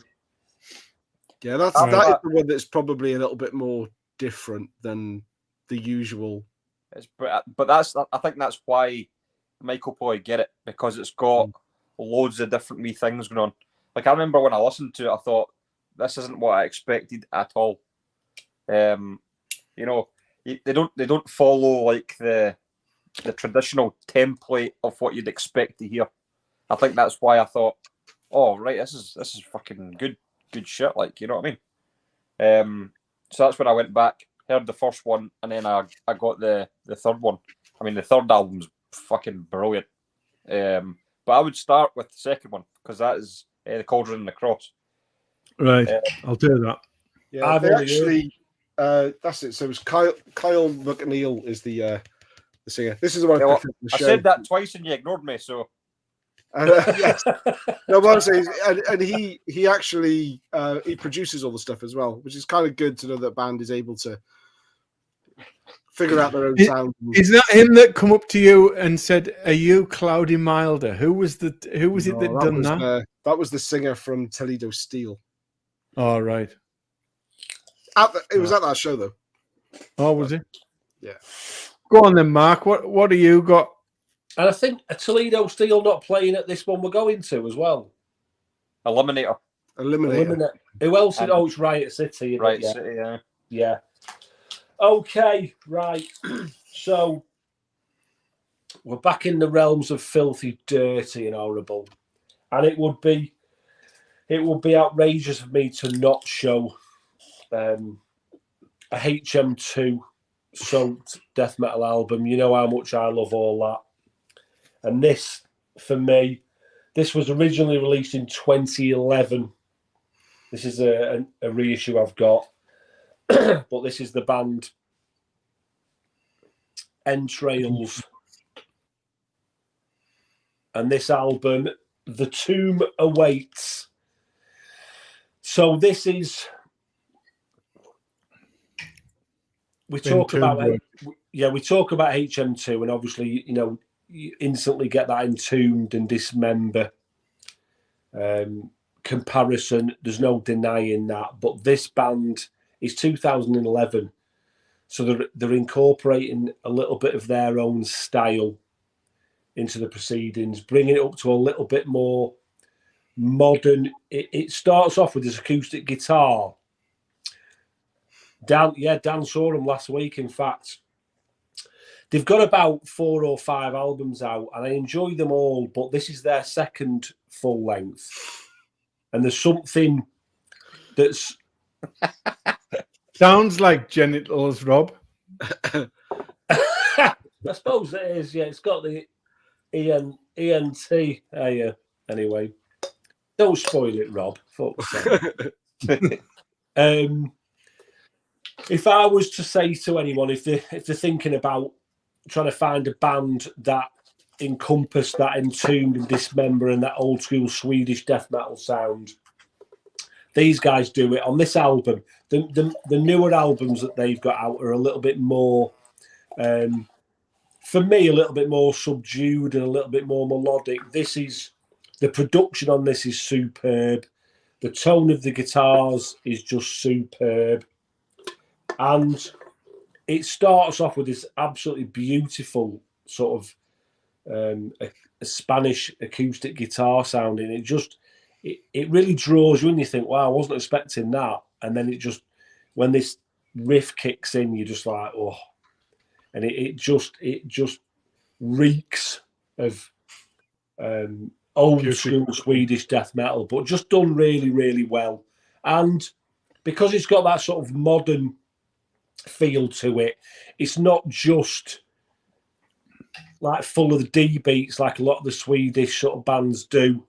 There's a lot more breakdowns in it. There's a few sort of doomy little passages in there as well. But it's I've got this coming up in a future update actually, because Paul out of Enchantment bought me this for my 50th birthday, and I've yet to show it. So it's majestic. You've had it a few years then, eh?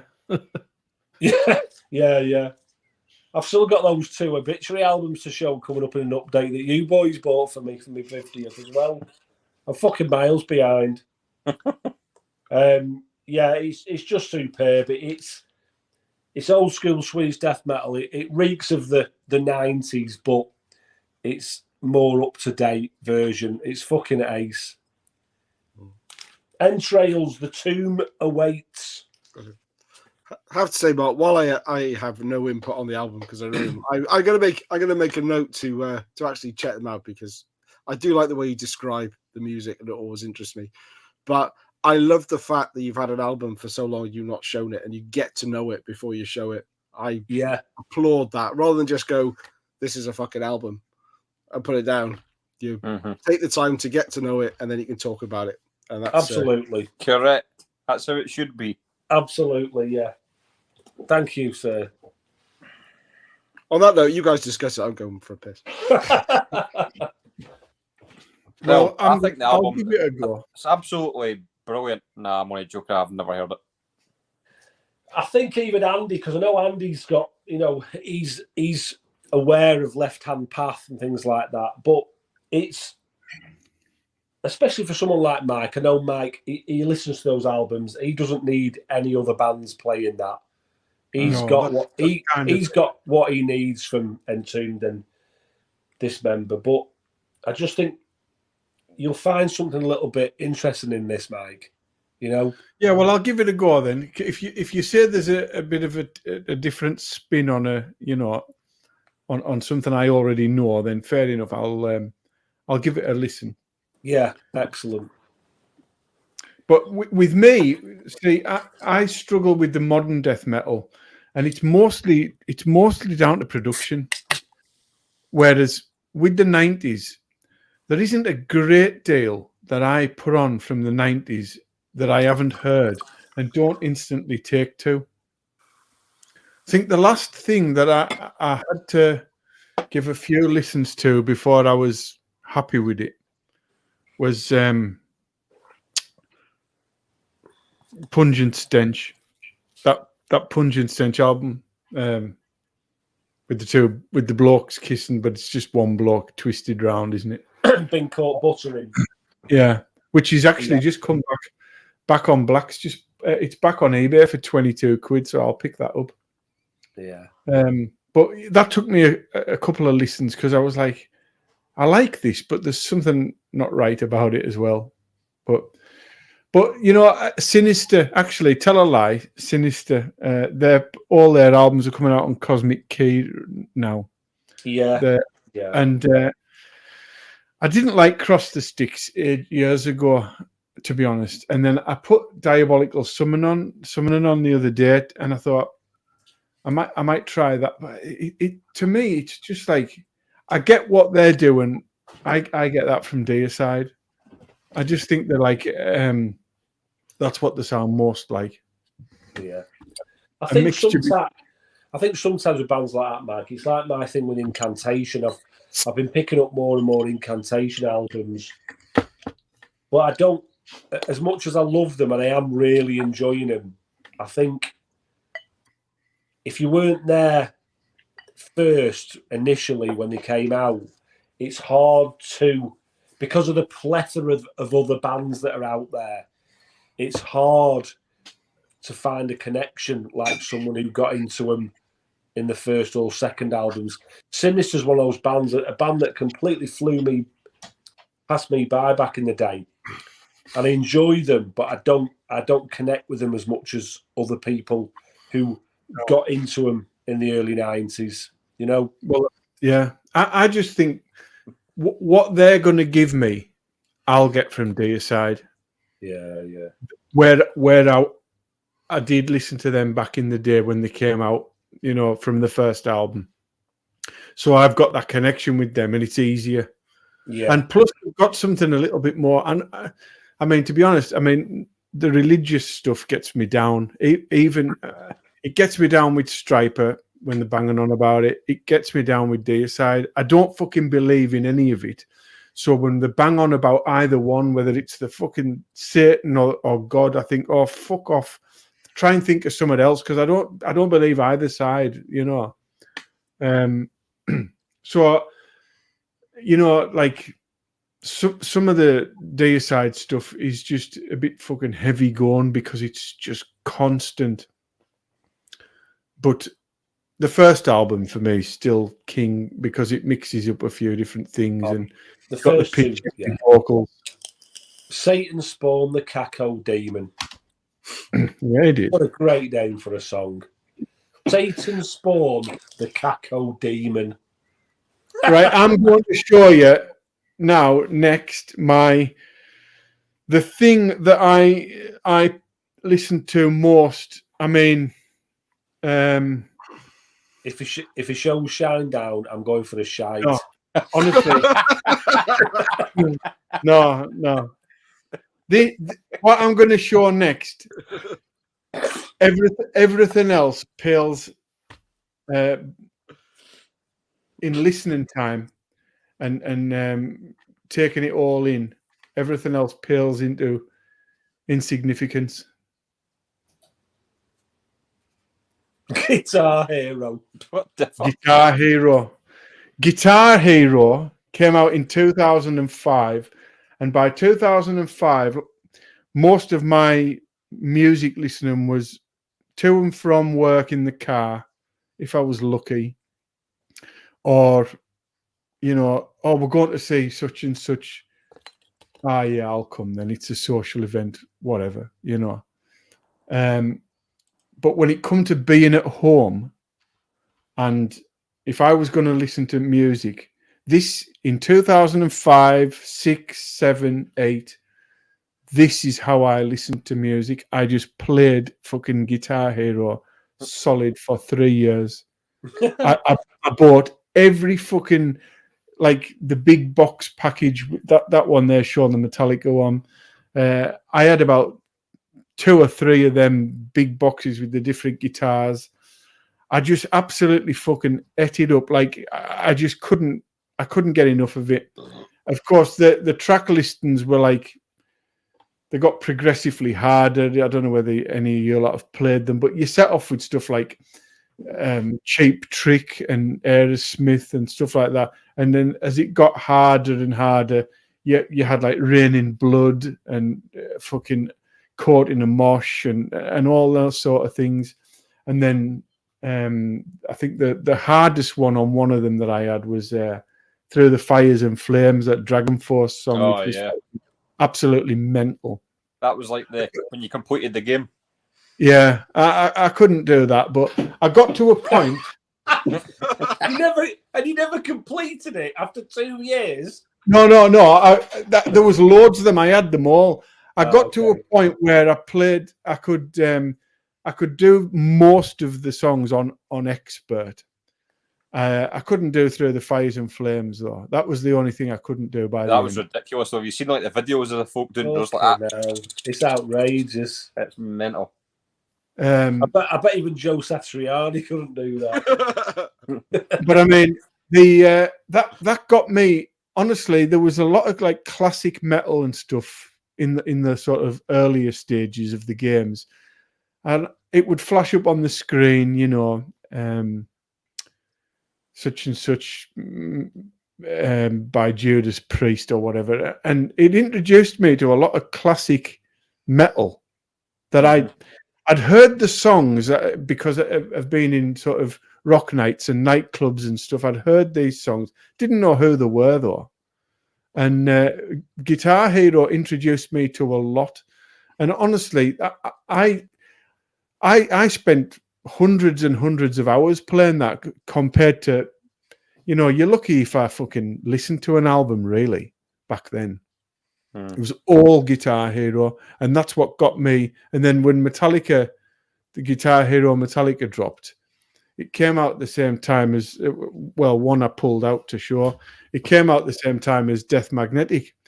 But the thing is that they fucked the production of Death Magnetic, but on Guitar Hero, they sent the album to the people who made Guitar Hero before they'd mastered it or anything. So they got the full strength, full dynamic range version of it. Whereas that doesn't exist on CD or record anymore. It's only on that game.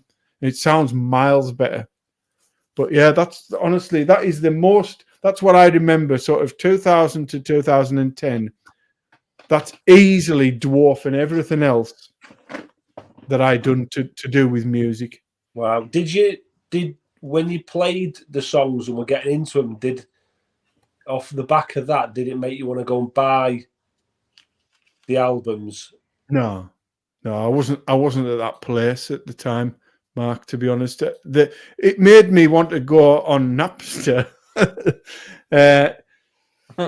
But no, to be honest, I played it so much. I didn't feel the need to listen to them outside of the game environment because I played it every night, every day, every night, whatever shift I was on at the time.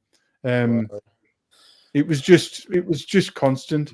I used to know when they were coming out, and was like, oh right, the new Guitar Hero game's coming out. There was a big fanfare about it in the magazines, and I was down first thing in the morning, picking up the newest one or whatever, and it was exactly the same fucking premise every time. It wasn't. I didn't care. It was the songs I wanted. I just wanted the songs and the whole experience. It was absolutely fucking mind blowing. It got my interest, like Andy was saying earlier with the Iron Maiden album. It got my interest back because I remember picking up Death Magnetic because I was like, well, that is one I actually do want to listen to now in the car. So you did buy something off the back of it. I did buy something off the back of it, but that was it. Yeah. I just got Death Magnetic. But it was honestly, I can't sort of overstate it how important that was for me. I mean, they were huge games for all over the world. Millions of people have bought them. Yeah. I had them all. Well, I've just seen someone put in the comments then that they actually made a bass hero as well. Well, they had the drums, See, the people who made Guitar Hero also made Rock Band, and they got the money from the both. They just marketed it differently, put a different name on, but then they started to really fucking. That's what killed it. They done too much. It was. But then bands used to release their album through Rock Band. Really? Remember that? So they used to actually release it first, maybe 2 weeks earlier, but through the game. So you had to actually have the game to listen to the album, and then 2 weeks later the album would come out. Wow. Yeah. Fucking hell. I used to love all those games because even when I was like, I don't know, 17, 18, I would go in these games. There's like songs I'd never heard of before, and I go, "This is fucking brilliant." And it's even better because you're sitting trying to play along to it, and then fuck that up. So you play it again. So you're playing these songs over and over again, and they're all just sinking into your brain. Well, that's why Dragon Force is so popular, because they're fucking goddamn awful band. Yeah, aren't they? But they've become popular because of being on Dragon, being on Guitar Hero. God, I have never played Guitar Hero, but to your point, Scott, I had an earlier version, so I had a tennis racket, and in the 80s, I would play along in my bedroom. But I never played Guitar Hero. It was like at the time it came out, I wasn't really listening to metal, but I laughed a lot when you put that picture up, Mike. But it did actually get me thinking that in 2006, when I was playing a lot of PS2 stuff, and like Grand Theft Auto was out, I didn't have this at the time, but even though I wasn't listening to metal, when I was driving around killing people randomly, I was listening to Laszlo and the heavy metal channel on Grand Theft Auto. Really? And I love the Grand Theft Auto series, played them all. I would always listen to the metal channel, even when I wasn't listening to metal generally, because it just felt so familiar, driving around, killing random people, running them over. I do that now in my car. I have heavy metal channels on, randomly running people over. But, so I Don't tell anyone. No one watches this, Mark. You're fine. Okay. So, but I completely get the appeal for it, even though it wasn't something that I would have done at the time. I just wasn't playing computer games at all around that time. But yeah, it's it's something I never even thought about, and it's Michael being Michael, thinking outside of the box again. But it's so true, isn't it? If you were into that game and playing that game, the amount of music you will have heard off that, like you were saying, Scott, you play it, you fuck it up, you play it again, you've got it wrong. You could be listening to that one track 20 times in a night. Yeah. So you're gonna have a bond and an affinity with all of the music that's on that game, aren't you? And it was great for us because we were like maybe 18, 19, started drinking. Maybe there wasn't like a night we'd go to the pub, so we'd all just pile around to my flat. Be like maybe 4 or 5 of us, we'd all sit and we'd just have a drink, have a smoke or whatever, and play Guitar Hero. And they were fucking some of the greatest, like the best nights, Yeah. And then even guys who like a few of my pals aren't into metal, but they'd be like, "Oh, this is a fucking great song." And I'm like, well, fucking thank you. You can listen to fucking metal for years, but no, you fucking didn't like it, do you? The best finger in action without a woman in sight. Oh, honestly.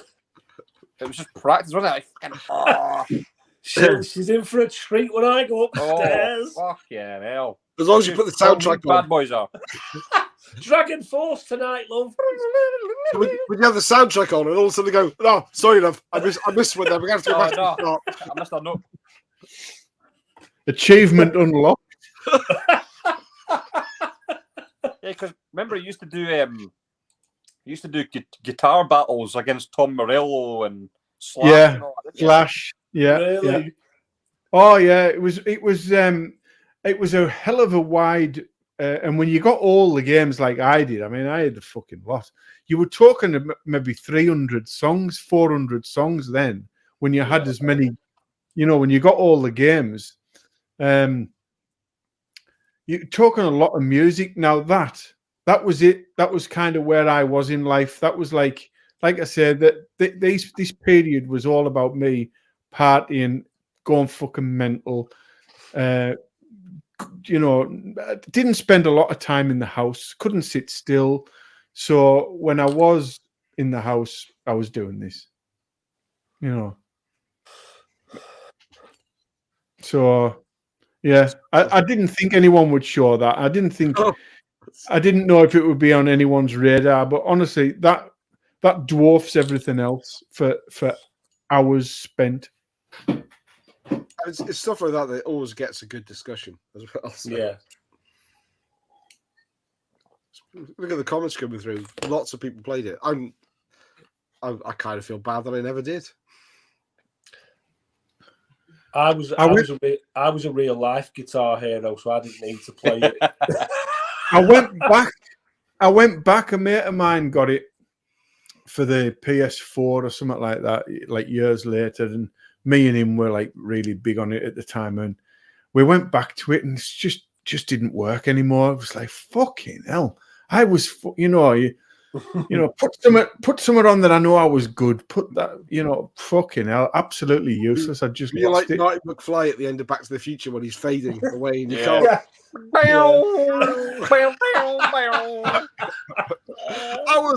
What's happening? Oh yeah, Extreme Metal Racing by Earache on the PS2. That's right. Yeah, I can remember that. Paul. Yeah, Paul was a big computer nerd. See, that's what I moved on to. You know, when you say in the late 90s, the mid 90s, you kind of fell out with music and stuff. I transitioned into. See, I started chipping PlayStations. I bought chips from China and fucking sold them onto thing and started. I love chips from the Chinese. Started chipping PlayStations and copying games, and that so that took over as well. I threw myself into, you know, chipping illegal businesses. Yeah, absolutely. Fucking honestly, the amount of cash, and then my mate who I used to do it with, he was shagging a fucking policewoman, and he dumped her for absolutely nothing. He just because there was women. The fucking horrible old cunt, like he was a good looking bastard, and he would get these women off the estate. They were rough as fuck. They didn't have any money at all, and they would go and he would take them upstairs while he run a fucking Crash Bandicoot off for the kids downstairs. He would take them upstairs and fucking ride them. Oh, honestly, you know, it was called Sony Tony. Give it a girl a good old Crash Bandicoot upstairs. Yeah, I'll never see that computer game cover the same again.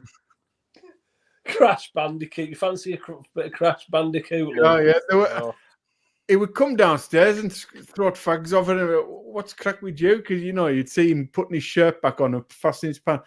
Oh, I've just took fucking Shadden upstairs. She's just paying for the fucking Colin McRae football fella. That's fucking terrible. I never done that, like. Oh, yeah. But I tell you what I did do. I went to this house. I used to advertise every week in the local Gazette.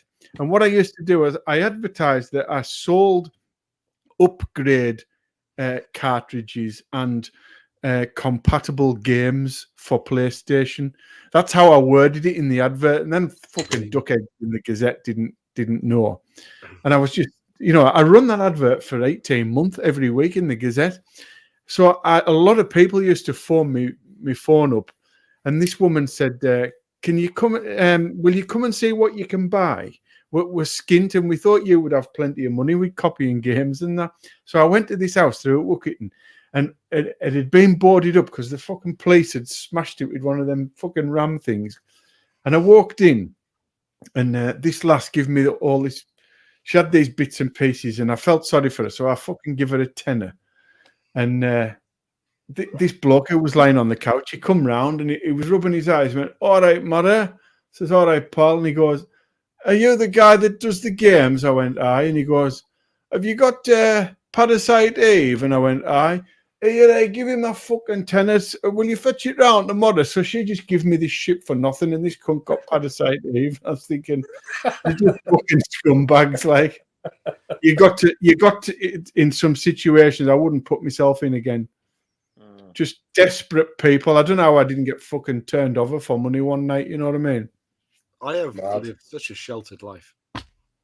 I realize on these, and I'm not ashamed of that either. I've heard that story. You've no choice, Andy, living round here. That's all it is. That's all it is round here. There's no cunt med out. I didn't go to school with a fucking solicitor out. You know what I mean? They're all fucking dropouts, morons. I hope they're not watching. Hi. Right, what we on next? Who's next? Scott again, is he? Right. So I've gone for a band that you guys will probably love all their first 3 albums. But I'm guessing you probably haven't even heard this one.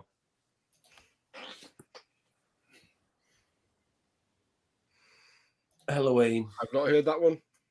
No, I haven't. Halloween and Seven Sinners. So I started off with Keepers 1 and 2, and then I jumped to this. So I think this is 2010, or there or thereabouts.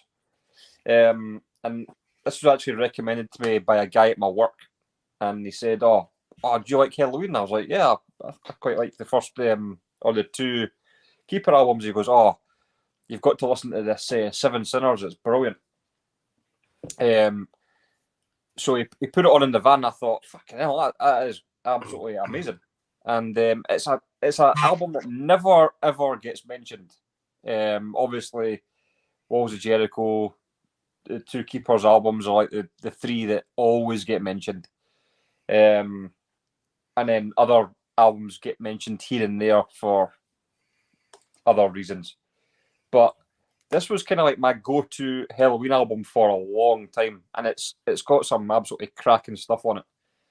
Andy Deris, which you'd kind of probably say is he's their longest lasting singer, isn't he? Mm. But it's always an album that if I get a chance, I'll always kind of big it up a bit, because this was, my go-to Helloween.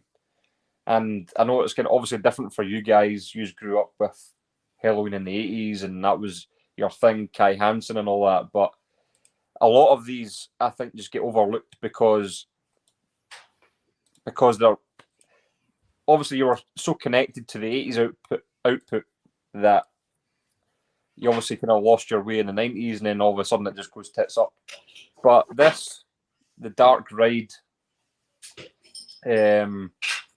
just some absolutely tremendous songs. So that's what I picked. So this has been like, after the 2 Keepers albums, this is the one I think of. So there we go. David F. Legend. Look at that. Got him back into Helloween.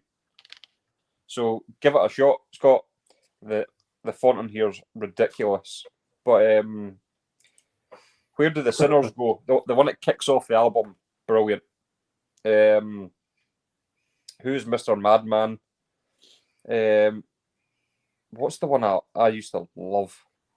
The Smile of the Sun is brilliant. There's another one as well, but I can't remember. Oh, Far in the Future. Just honestly, some tremendous stuff. So, Helloween, Seven Sinners, from I think around 2010. Yeah, I've not heard that one. I was super late to the Andy Deris party. Not in the same way with the John Bush thing. I was so into Anthrax that when I went back into Anthrax, I was thinking like, oh, John Bush? I didn't see Noah Armored Saint, didn't see him being in Anthrax at all. But I didn't know who Andy Deris was, so there wasn't any of that preconception about how it might be. I just, but only in the last 2 or 3 years, started listening to some of the early albums with Deris, and I picked up a few of the later ones as well, some of the newer ones with Deris before Kiske came back in, and but I've never heard that one, and I've just had a quick look on eBay. It's not. There's no cheap ones. I had a quick look on Music Magpie. You can't get it for cheap, so it must be good if you can't get it for a couple of quid, 2 or 3 quid. Seven quid. I've never heard that one either. I'm exactly the same as you, Andy. I was late to the Deris era. I gave up on Helloween when Pink Bubbles went ape, and it's only more recently that I've gotten into the Deris era, and it is fantastic. Everything that I've heard, I can't think of any of the album titles now, but I got one it's quite a poor album cover. It's all covered in snow and some weird sort of not fantastic. It's all right, but Deris is a good vocalist. I like him, and they're a good band. Like I say, I suppose I was on a different journey then. When I was the Keepers, and that was albums that were flying around for us. I had a friend who was heavily into Helloween, so if we went to his house, it was always played. So I loved the Kiske era. And like I say, with Pink Bubbles, it seemed like they were going a bit too mainstream at that point on a bigger label, and I just lost them. But like I say, whatever I've heard from them, Derris Era, I enjoy. So I shall have to check that album out. Definitely. I'm the same as these lot. Once Pink Bubbles come out, and now I listen back to that album. I quite like it. It's kind of much maligned, and I enjoy it. It is good. Like I quite like it. I don't like the one after it, Chameleon. I'm not into that one. But then the first couple of I like Rabbit Don't Come Easy and Master. No, not is it? I don't know. The first one I think that he done. But the only thing is, I really, because of the sheer volume of material they've got out with Derris, I would love nothing better than to listen to it, warm to it enormously, and stuff it in them fucking Kallax. I would love to do that, but I just think, you know what? It's just not good enough, I'm afraid. There's some great songs like I can't remember now. There's a song here and there on all sorts of things, but on the whole, I'm like, I just can't gel with the guys singing enough to commit to buying them and putting them on them shelves. I just can't do it. It took me a year to fucking appreciate that last Helloween album with him on, because it's all about Kai Hansen and Kiss for me, you know. But I know there's some gold in among it, you know, definitely. I love that. What's something about a mountain? What's that song about that they have? I can't remember the name of it now, but I could probably make a really great album out of what I've heard of Derris. You know, I could cobble together one great album, like a compilation, but I just cannot bring myself to start buying them because I just think I'm lowering the bar, and I've done that before, and I've ended up having to sell things. You know, you see other people showing stuff in the VC, and you see their enjoyment for something, and you think, I want a piece of that, and you buy it, and you put it on, and you think, well, it's great that they're enjoying it, but I'm just not. It's just not the same for me, and I know it would be with him. I'm just not. Is that why? That's why I ended up with your copy of Rabbits. No, well, yeah, but there's still some great songs on that album. No, I love it, and I only took it off you because I hadn't heard hardly any Derris stuff, and you were looking to get rid of it, so I bought it off you, and I was really surprised by how much I enjoyed it. Yeah. Yeah, a compilation, maybe even a double compilation album of Derris era I could cobble together from what I've heard, and stuff that I maybe haven't heard is maybe great if I listen to them all. But you know, it's never ever going to replace the 80s. Because you'll never have that same connection with them. No, but I don't actually think he's got as nice a voice. There's something about it. He sounds like that fucking guy off Police Academy, you know. Is your daughter home? He's got something in his throat. I think though you love Keepers so much, Mike. You know, like they're like massive albums for you. You know, so you're always going to compare to Kiske, aren't you? You know, and it's never gonna meet that. No, it's not. But I mean, they are decent, and I would definitely go and see them and things like that. You know, I would put money. I'd throw money at them. I wouldn't buy their albums. Zed, yeah, that's him off Police Academy. Yeah, well, Derris has got a bit of that in him. Oh yeah, that's what I get. Yeah, that's why you like them. It all makes sense now. Yeah. Keeper of the Right. keys. So Just a little time. No, I'm starting to sound like fucking. Sorry about that. What do they call? They call that actor. Talks like that. What do they call that guy? should we He's in move True on? Romance. I'm too busy crying. He's in True Romance, isn't he? Fucking Oh. hell. Christian. Yeah. Later. Christopher Walken. Slater. Oh, no, Christopher Walken. I right, don't like Dennis. Well, I'm the king of the jungle. It's Halloween. I tell you what, You sounded more like the Count of Sesame Street.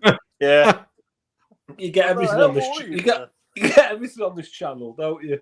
Need to listen to Halloween. Right. Anyway. How many albums do they have? 1, 2. 7 sinners. Right, come on, Mark. Let's push on. Oh, is it What we me? got? Yeah. Right. Well, let's not fuck about. Thank you. So they were talking about Andy should show it. Let's not fucking. I'll show it. Coffin mulch. Much I better. I like what you've done with the variety for this stream, Mark. I know, you know, yeah.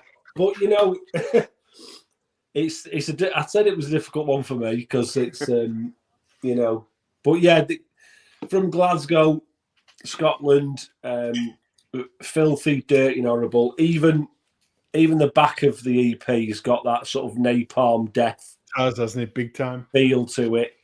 The artwork, I just love that artwork on it. But this is what I love about this is, you know, there's a lot of new bands coming through and they're all really good.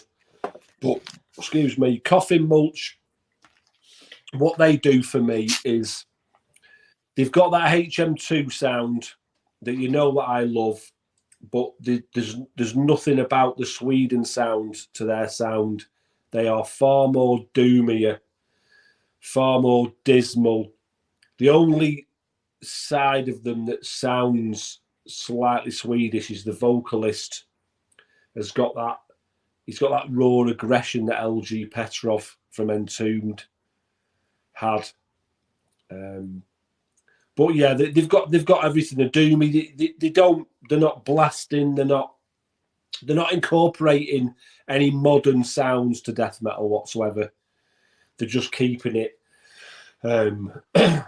really doomy and gloomy and filthy and horrible. And there's a real big death metal scene up in Scotland at the moment, and these guys are the sort of front runners for me of that. They've got an album due out this year, and they're one of these bands. I just like the style. I just like this is released on their own label at War with False Noise Records that Alistair does, and he sells them. I think when this vinyl came out, it was £10 plus postage. You know, it's very DIY, and there's something about that I just love it. It makes it. I can't explain it because it shouldn't affect the music, but because they're doing it the right way and like they're doing it like it was done back in the late 80s, the DIY sort of style of things.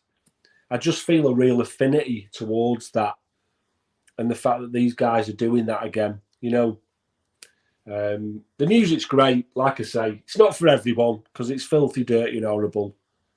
But I could quite easily, someone who was dipping the toes into death metal, I could quite easily say to them, try this band, because there's nothing harsh or abrasive about it. It's palatable, doomy sort of death metal. So I want you to buy that, Andy. I remember I wanted to buy that because it comes on a really fancy coloured vinyl, and they're sold out. And I'd give it a listen because I was drawn to the album cover as well. I give it a listen and thought, that's all right, that. But to be honest, I haven't listened to it again, so I can't hardly remember it. In fact, I can't remember it at all. But if it ever come out on a reissue, in fact, Liam messaged me about a reissue that they'd put out at the time, and I still didn't jump on it because I was jumping on other things. But I'd have to give it another listen and see what I think of it. Yeah, because I can't remember anything. I just remember being drawn to the cover and the actual vinyl's like 3 colours on it or something, isn't it? I think they've got 3. I've got all 3 versions. I bought it when it first come out, and then they've done 2 represses of it. And I've got it on CD. I've got it on tape. Because again, you know, like when the CD come out, it was £6 plus postage. The tapes were £5. The t-shirts are £8. You know, they're doing it because they love doing it. They're not doing it for any kind of money. And like I say, I know it has now to do with the music, but there's something that I admire and there's all sorts of things can affect what you think of an album, isn't there? Even if it isn't directly the music, like you say. Mm-hmm. Lots of things. Oh, Absolutely. It depends what. Like you say, it's the way things are done by the band that can turn you on to a band. Do you know what I mean? I mean, if you love an album for its music and its vocals are brilliant, but then you turn it turns around and you realise the band are a bunch of fucking arseholes, that could really affect the way you listen to that album again. Yeah, I mean, it's got nothing to do with how it sounds, but you've now connected something negative with the album. Yeah. So when I don't listen to some bands. When you connect positive things with an album, you might not like if you're doing an album ranking with whatever band, you'll love an album because of the positive connections you have with that album, not because it's musically or sonically amazing. Do you know what I mean? Yeah. There's some albums, some bands I don't listen to anymore because people I've fell out with have absolutely love them, and I don't want associated with them. Corrosion of Conformity, fuck off. I don't want to know. Now I think Blind, Deliverance, brilliant albums, but I don't listen to them because the people who I fell out with absolutely love them. Well, not people, one person, but it was such a big deal in my life, and we fell out, and it's irreparable. That I'm like, you know what? You can take them fucking albums with you as well. I don't want to know them. Yeah, because it churns up negative stuff. So you just fall out of love with them. Can you still listen to Whitesnake after that? Do you know what? I can, but I can't listen to fucking brilliant Bryan Adams, Aha, or what's that other fucking spastic? Chris Rea, yeah. Can't listen to any Chris Rea. And I'll never go to the fucking Channel Islands again. Well, I'll never go and not get locked up anywhere. Fucking hell. Fucking brilliant. Yeah. I got this CD, it was 25 pence. But I had a wee scratch on the cover, so I got it knocked down to 10 pence. And I'm paying weekly. Fucking ridiculous. Unbelievable. It's fucking brilliant. Oh, anyway. We digress. Two fuckers in this chat won't know what the fuck we're talking about. You've got to have been here a few years to know what we're on about now. Right, come on, Andy. Try and pull us away from coffin mulch, and try and put your what they call it on if you possibly can, your microphone. Put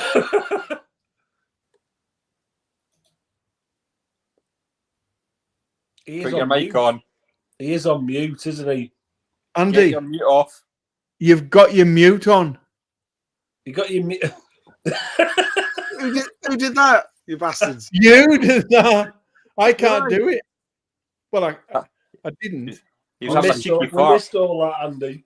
I have probably never sounded so good as I am on Moot. Ram. So I was going to say that there's two bands I definitely wanted to cover. Ram is one of them, and another band that I have talked about quite a bit because these guys are. I'm down myself now. Swedish heavy metal, but they do it proper. They are your full leather clad, long haired, living the heavy metal dream. And they have been going. These guys formed in 1999, but I don't think they were really part of that whole new wave of traditional heavy metal scene that came up with like Enforcer and Skullfist and Cauldron and I think all those Canadian bands. These guys were just solid heavy metal stuff. And I heard them around, I think it was the Subversive album. And a lot of people said this was amazing, brilliant. It didn't necessarily click with me. It's not my favorite album with them, but that looks like a Horn album cover as well, doesn't it? Yeah. Kind of same styley. But it's just as a band, I've loved everything they've done. They're full on metal.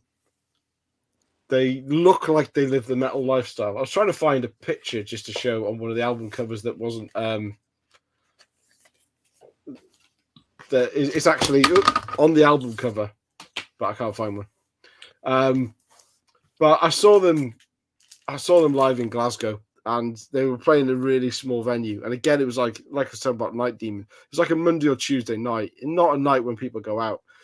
And they played to a really small crowd. Actually, I think Wolf were on as well, and they were supporting. They were good, but they looked really pissed off the fact that they'd come there. They were metal. They had all the studs down their arm, and I'm sure they played a slightly shortened set, which did piss me off. But they still came out after the merch table, and I had a great photo taken with them. And it was all very metal, in your face metal. But to me, they're one of the bands that are kind of living the dream of metal. They're uncompromising. They're not going to sell themselves out. They're going to do what they want to do because they believe it's the way it should be done. And I can't believe they've been going for 23 years now, being made, and they've got 6 or 7 albums, but. And again, not every album exactly the same, a little bit different, a little bit of a change of style. Even a half a concept album when they did Ramrod. But yeah, love them. Yeah, they're one of the bands that I kind of discovered the same time like Seven Sisters, when I really kind of opened up to other bands in the kind of new wave of traditional heavy metal. And I really just picked an album up because it was I think it was the Throne Within. Is that what it's called? The newest one. And I picked that up and I thought, oh fucking hell, this is brilliant. And then got Subversum, thought that was brilliant. Then picked up Death, and I thought my favorite. Yeah, but when I listened to that, I thought, oh, this is maybe I'm not all over this band now. And I remember having a conversation with you, Andy, and you were like, oh no, because I said I was struggling with Death, and you were like, oh no, that's my favorite, and I was like, really? And it took me a couple of goes, but once I got it, once I listened to it all the way through, maybe 3 or 4 times, I was like, oh right, okay, I get it. I get why this is a great album. But yeah, I mean, I've not got all their stuff. I'm still looking for. I've not picked up Ramrod or Rod, and I've got two earlier albums, I think, as well, Lightbringer and something else. But the ones I've got are absolutely brilliant. I think they are one of the bands that are kind of like leaders of the pack, along with Seven Sisters. That for me, I really kind of connected to, and I think they're absolutely brilliant. The song "Under the Scythe" on Under the Scythe. is an absolute heavy metal banger. Yeah, it's like a speed metal track, isn't it? It is. It hits all the right spots. Yeah, that's a good song. Do they sound a bit like King Diamond? No, I don't think so. I don't think. I so. mean, the guy. I thought I tried something. There's like a years shriek, ago. but it's not a it's not a horrible shriek. I don't know them, but I thought I had tried them years ago when Probably have, because I've banged on about them enough. yeah, they were shown. There was a few bands when I joined this community, and they were one of them that every fucker seemed to show, and I thought, right, I'm going to give them a go, but I can't honestly remember them because it's not my forte, all that, but I'll give them a go if they're if there's something, if you can sort of put hand on heart and say there's something a bit different about these lot, then they might be all right. Oh, I can totally see you not liking them, because they are very much traditional heavy metal. They are not. When I've talked about Seven Sisters or Night Demon doing something maybe a little bit different with the style, Ram are, hand on heart, traditional full heavy metal. So I can completely see you not liking them. Yeah. See, I'm just a little bit like, I know in my videos when I talk about not liking sort of normal heavy metal and constantly skirting around normal heavy metal, it's because when I got into this music, late 86, normal heavy metal was out. It wasn't, Dio wasn't popular, things like that. I'm struggling to think of any, Judas Priest were at a low point, whether you like Turbo or not, they were at a low point. So to me, there was like, Iron Maiden won me over because of the artwork, and it's Iron Maiden, the sort of larger than life. And then the other two areas that I went down was glam metal, because of how that was the really early stuff that drew me in, because it's palatable and it's designed to be catchy and stuff like that. And all my friends and girlfriend and that at the time were listening to it, so it was easy. It was always on. And then thrash metal after that, when you've been into it a little bit longer and you think, right, I'm going to try some thrash metal or whatever. And they were the two styles. There was not really any. Nobody was saying you need to listen to this Holy Diver album. No one that never come up. You know what I mean? So I've grown. All I've done is grow in every other direction, bar the center point of heavy metal. So it's totally fucking alien to me, and it took me years and years to get into Judas Priest. And it wasn't even through trying repeatedly and not liking them. They just weren't on my radar. I heard Living After Midnight. That was it for about 25 years. Just didn't fucking hear anything. Oh, and Ram It Down. And when I heard Painkiller, I just thought, look at these all cunts trying to sound thrashy. I didn't think, oh, isn't that a marvelous song? I just thought they were trying to jump on the next I didn't like Painkiller at all. I thought Rob Halford sounded awful. I thought it sounded really strained, and I couldn't believe. But the whole thing around Painkiller being their best album, the fantastic album, I was shocked when I started. And that was through watching VC videos and things. I was shocked with everybody's love for it, because I just thought, I think he sounds a bit like he's trying too hard. Yeah. I like the album now. I've got to appreciate it more, but it's nowhere near my favorite. And I just think he's. Oh, I think it is very, very good. I think it is up there with my favorite. But the actual song Painkiller, I know Darcy said once in one of his videos, he says, if you took the song Painkiller out of the Painkiller album, would you still love it as much? I actually would, because I love everything probably more than fucking Painkiller on that album. I think that's ludicrous, that song. I probably agree. Yeah, talking about Ram, it's another one of the bands when I first joined the VC, got sort of making videos and watching Andy's videos. Andy has cost me a small fortune since watching, because I've always had a real affinity to that sort of traditional heavy metal, but not known enough about any of the newer bands. And Andy's always introduced me to a lot of the newer bands that are playing that style. And Ram were another band. As soon as I heard Andy talking about it, I was like, I need to check them out. And I enjoy them a lot. I think I've only got Death, and I've got the split they did with Portrait. That's the only records I've got by them. But what I've heard of them, I like, and anything that I've sort of seen clips of, it all just sounds great. And I didn't have a doubt that there wouldn't be a Ram record in this stream, because I know how much you like them. I've got to say that's why I've never got into dirty, horrible death metal, because you bankrupt me. The way you describe albums, just like it's always like la la la la la la. Yeah, well, the way you describe them to me, I'm just like, I've got to check them out. Yeah, and then I usually end up buying it as well.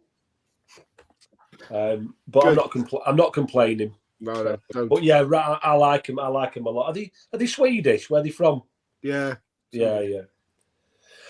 I like them a lot. The name, again, another band name that would put me off a little bit. If I just saw that and that logo in a shop, Ram, I wouldn't think anything about it. They are clean, lovely Swedish traditional metal. Yeah. No, I like them. I like them a lot. I do, and I need to get more by them. I'm sure I've only got 2 or 3. I can't remember, but I've only got 2 or 3 of their releases. But I do like it a lot. The fact that you have some makes me happy. Yeah. Right. Thanks in the interest of balance, between Scott Shaw and his black metal and Mark with his filthy horrible, I'm going to show. And I know Andy's dying for me to show Shinedown, but I won't be. Fuck. I am showing Volbeat. I seen these in Glasgow Hydro. They were fucking fantastic. Were they sweet? No. There was second on after. There was Gojira, and then there was Volbeat, and then Alter Bridge. Oh, for fuck's sake. And Yes. Volbeat are a perfect mix of Metallica, the Misfits, and Johnny Cash. That's your mix there. Now they've got some good songs in their albums, but I think, like a lot of bands from this era that we're talking about tonight, the 2000s, I don't care if it's fucking Shinedown or Disturbed or Volbeat or Hailstorm or fucking whatever, they all suffer from, you can't tell one album from the other. They're all very, very similar. And I honestly think this first couple of decades is going to be, for the main, the sort of mainstream metal bands like these, it's going to be completely forgettable. You know, you might be able to pick 1 or 2 albums out of each that you can warm to. Like, I love the first. Well, I love all the Disturbed, but the first one really is what I love the most. But there's too much fucking similarity between releases. They just don't sound any different. And but this was the Guitar Gangsters and Cadillac Blood, which is a hideous title. But this was the album that got me into them, and it's been everything else I listened to. I constantly compared to this album and thought, nah, that melody's done better on that other album. And so eventually I just I stopped trying with them and just thought, they're a 1-album band for me, even if they've got some great songs. Andy, you've got yourself muted again, by the way. Also not talking. But yeah, yeah, they were a fantastic live, and this is a fantastic album. I honestly think sometimes they outdo Metallica. They sound more like Metallica than Metallica, and that come out in about 2007. They fucking sounded a lot more like Metallica than Metallica did in 2007. But you know, I get it. Like I said, these bands, it's just fucking. I think I blame the production. There's no, you know, I'd rather have albums that was where the production was a bit ropey. At least I would remember it and things like that. But when everything's just perfect, cut to fucking size on Pro Tools and that, it's just like, fuck off. I don't think any of this stuff will stand the test of time in years to come. But I do like this album. What is that? Is that? Have they got a song out? It's got like a woman's name in it. They have, yeah. It's actually they might have a couple. Mary Ann or something or something like. I can't remember now. Mary Jane. I've only heard Volbeat of what I've heard on the radio. Oh, and, I don't even know what they would be. It's a bit kind of, I don't know. Like you say, it's like it's I would lump them in there with Hailstorm and Shine Down, all those Alter Bridge. Like I'm fucking sick of hearing the name Shine Down. Telling you. Rankin Video coming up. Oh, fuck yeah, no. I wouldn't dream of it. I would lump them in with that, and it's because the guy's got a kind of like voice. Yeah, he's like overly fucking. No, it's not something like I've heard that. I think I've heard that one song, and it's a woman's name in it, but it's on Planet Rock all the time, and it's an alright song, but it's nothing that's going to go. Oh, I'm intrigued to know. Liam just put a comment there about that there used to be a death metal band when they first started out. Well, I didn't know about the death metal connection, but I know that were they still called the same thing, same name? No, I don't think so. I think that the singers. Well, I watched an interview with him, and they said, "What album got you into wanting to play music and blah blah blah?" And I think he said Testament, the New Order. Really? Yeah, which was, but they are very heavy, and the guy from Anthrax joined them, didn't he? When I say in Anthrax on the "We've Come for Your Wall" tour, it was I forget his name, but he looks like Liam. Rob Caggiano. Yeah, who looks like Liam, incidentally. Yeah, he's now in Volbeat. Oh, really? I think he was in Overkill as well, wasn't he, at one point? I don't know. Production, I think. He probably goes in and helps out a bit. Yeah.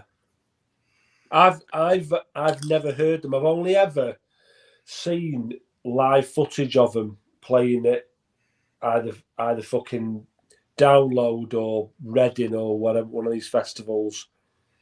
But they didn't strike me as being heavy. They struck me as being sort of like a gothic sort of hard rock band. So like all these bands, you know, they've gone lighter and lighter and lighter along. Listen to them. That album's old, but they've got lighter and lighter along the way. Just like all these bands have. Right. All these bands have gone lighter. And so you know, I'm intrigued because you're talking about them sounding like the sort of Metallica. That's like definitely. That's not what I've got it completely wrong. Obviously, you know what I mean. I think maybe because his vocals were like Scott was saying. Ho, ho, ho, ho. Yeah, it's definitely Glenn Danzig, Fonzig. Yeah, it's the song Lola Montez is the song I was thinking of. I haven't heard that. Matt. I just hear all the time on the radio. See, I've not heard that. I don't know what that's like. Lola Montez, right?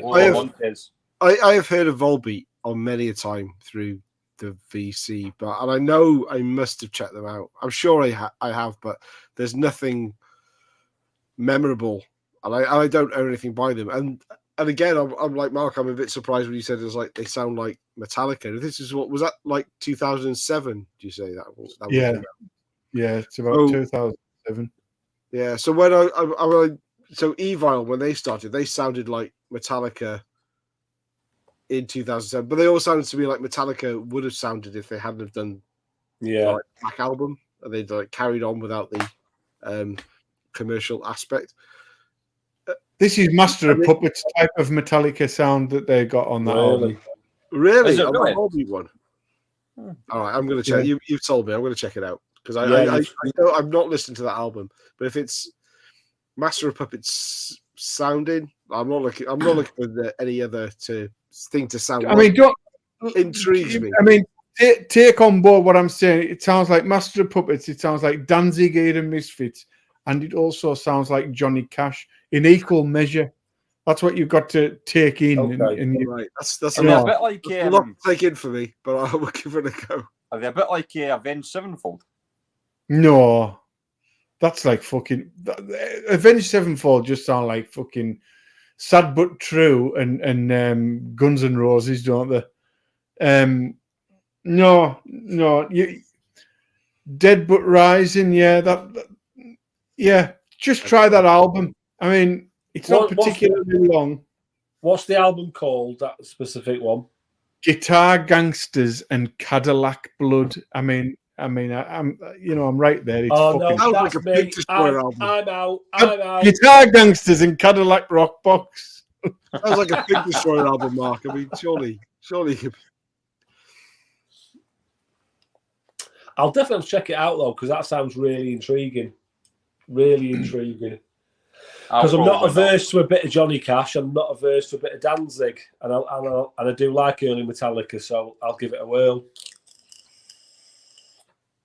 My work is done. You're so polite, Mark. Dominus, is that what they were called before? I don't know. Or they were called Dominus Mark. Dominus Mark. Right, excellent, nice one, Liam. I've heard of that name. Like Maybe a deathy thrash band. Yeah, I'll check them out. Brilliant. Right, come on, Scott. Push on. All right, this is my last one.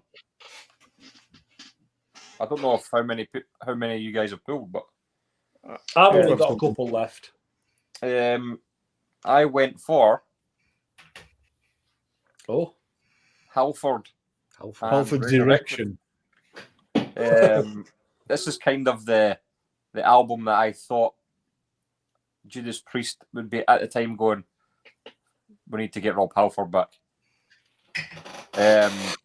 Obviously after what are they called? They had two albums with Demolition and what was it called? Juggernaut. Oh, Juggernaut. With Ripper Owens. Jugulator, that was it. Sorry. Yeah, we got there. It's late. No, it's Jugular. Yeah, funny. Jugulator. Jugulator and Demolition. Jugger Fanny. Yeah, just jug it in. Anyway, this is like the album that Judas Priest would be thinking, this is the kind of album we want to bring out again. And it's just, this is basically like what the follow-up to Painkiller should have been. Absolutely. Just awesome tracks on it. Even has a wee Bruce Dickinson number. I don't really know what else to say about it. It's just one of those albums that you think should have been Judas Priest. And Rob Halford just went on and did his own thing and just did it better than what Judas Priest were doing in the 90s. Yeah. So I don't really know what else to say about it. It's just a great album. What sort of motorbike is he on? What? What sort of motorbike is he sitting on? A two-wheeler. All right. That's one up from George and Mildred then. Probably a Harley Davidson. Without See, for me, I know I needn't even get into the solo stuff of Rob Halford because I'm not the world's biggest Judas Priest fan. I like them. I have pretty much all their albums, apart from about 2, and I've got quite enough to be going on with for the rest of my life. They just don't do anything off the wall enough to really get my interest, and I don't suppose Halford on his own does either. But I appreciate their input, especially the 70s output. But I wouldn't even go near that because I've still got, I couldn't name you all the songs off the ones that I've got already from Judas Priest, let alone solo stuff. Have you heard Fight? No.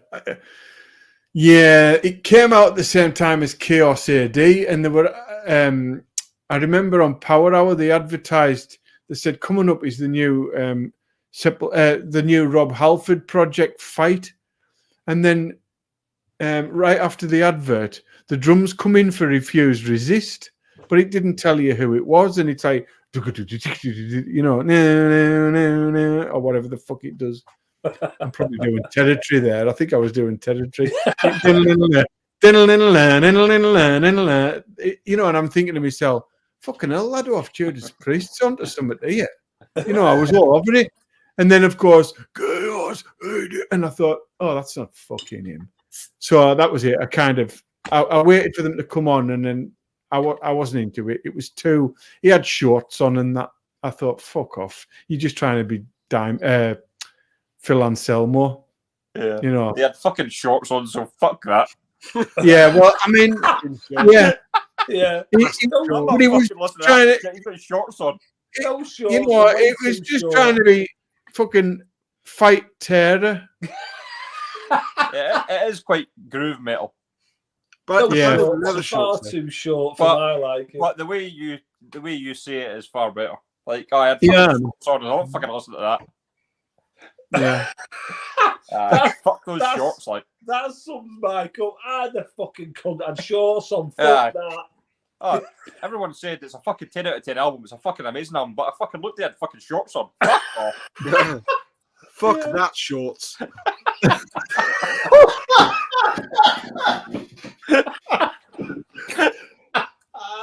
But yeah, I know. I'm showing you my inner workings. You can fuck right off with a shorts. Yeah, and it's amazing. I've got a Halford solo record. I forget what it's called now. It's got like the sort of checker plate on the cover. Is it Crucible? Is that what it's called? Yeah, I really like it. So I've got no doubt that Halford record will be quality as well. Oh, it is good. And to be honest, I think it's like with the Dickinson solo albums. Yeah, I think they're well worthy. If you're into those bands, they're well worthy of checking out.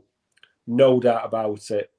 That one I haven't got, but I will be looking into that one. I don't have that, but I have the live album. Oh, Resurrection, and it's really good. But I've never gone deeper. So it's a great shout out because it just shows that even some of the 80s legends were still pumping out some quality stuff. Oh yeah, in the 2000s. I mean, it's such an easy listen. And actually, I got the live album first, and I'm not a massive live album guy. I really am not. But that live album is superb. Yeah. And that made me go, oh, I need to go and get the solo stuff because I think the live album's Insurrection. It's like live in Chile or something like that. But it's brilliant. And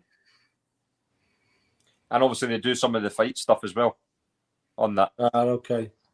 So it's well worth it. Yeah, I like what I've heard of Fight as well. I've got the again I can't remember the fucking name. The one with the sort of brownie cover on it. The face is all over it. Oh yeah, that's what's that called again?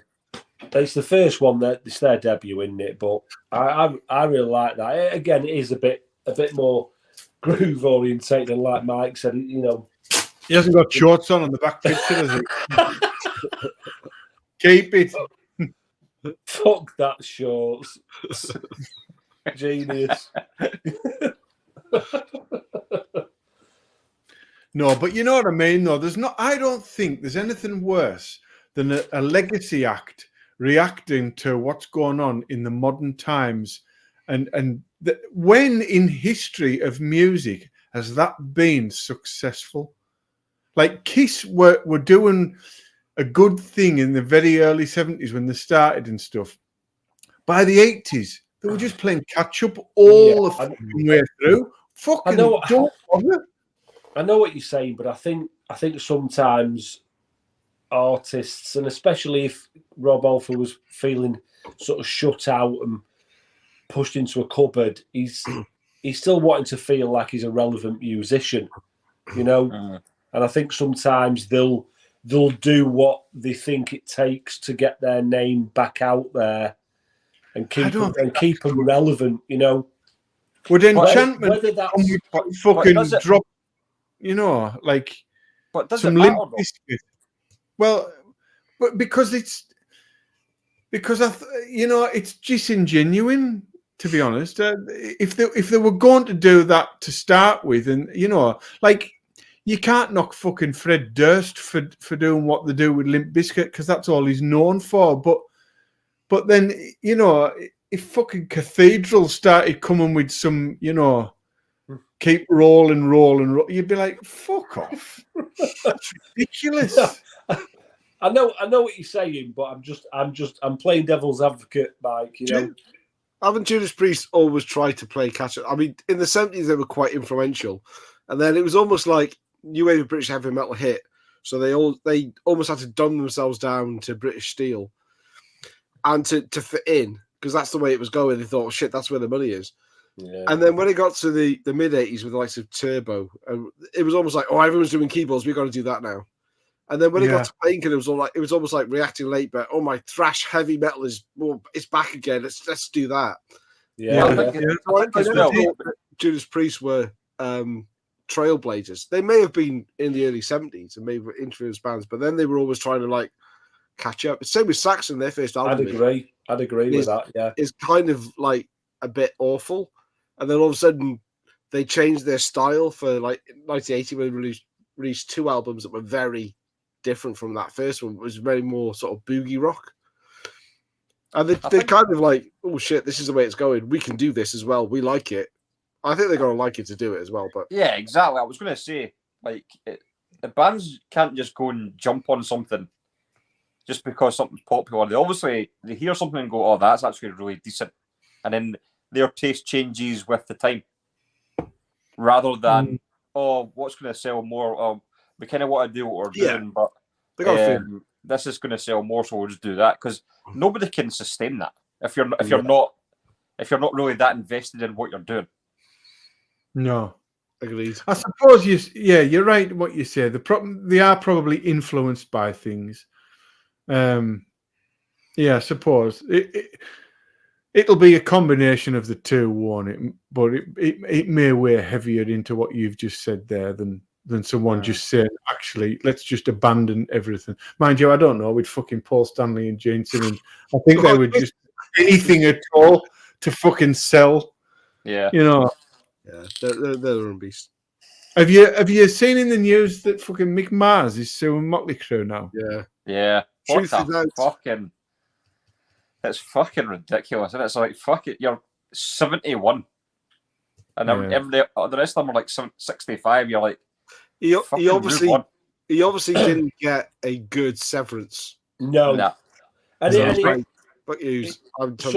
someone said, like, because he's retired from touring, it means he's retired from the band.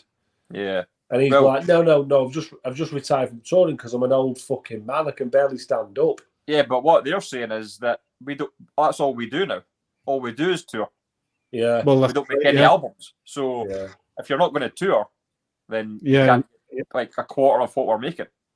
Yeah. Which is kind of fair as well. And it makes me laugh because he said he's gonna spill the beans on the truth about Motley Crue. And they're like, we know it already. We all know it. What else is it to say? Yeah. We all know Nicky Six can't play the fucking Yeah, bass. but he can't play bass. Vince Neil can't sing. All right. What else are you going to say? That's it. That's it. You probably want to listen to the Ace Frehley interview this week with Eddie Trunk, but he's not getting on with the rest of Kiss and Paul Stanley.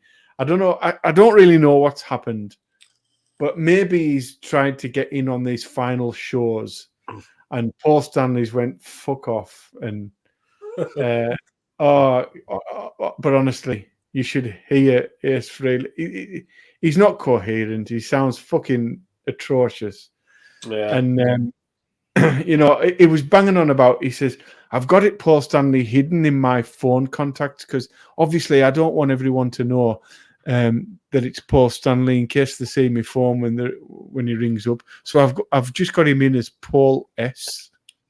Oh, yeah, now. The guy's a genius. The guy is a genius.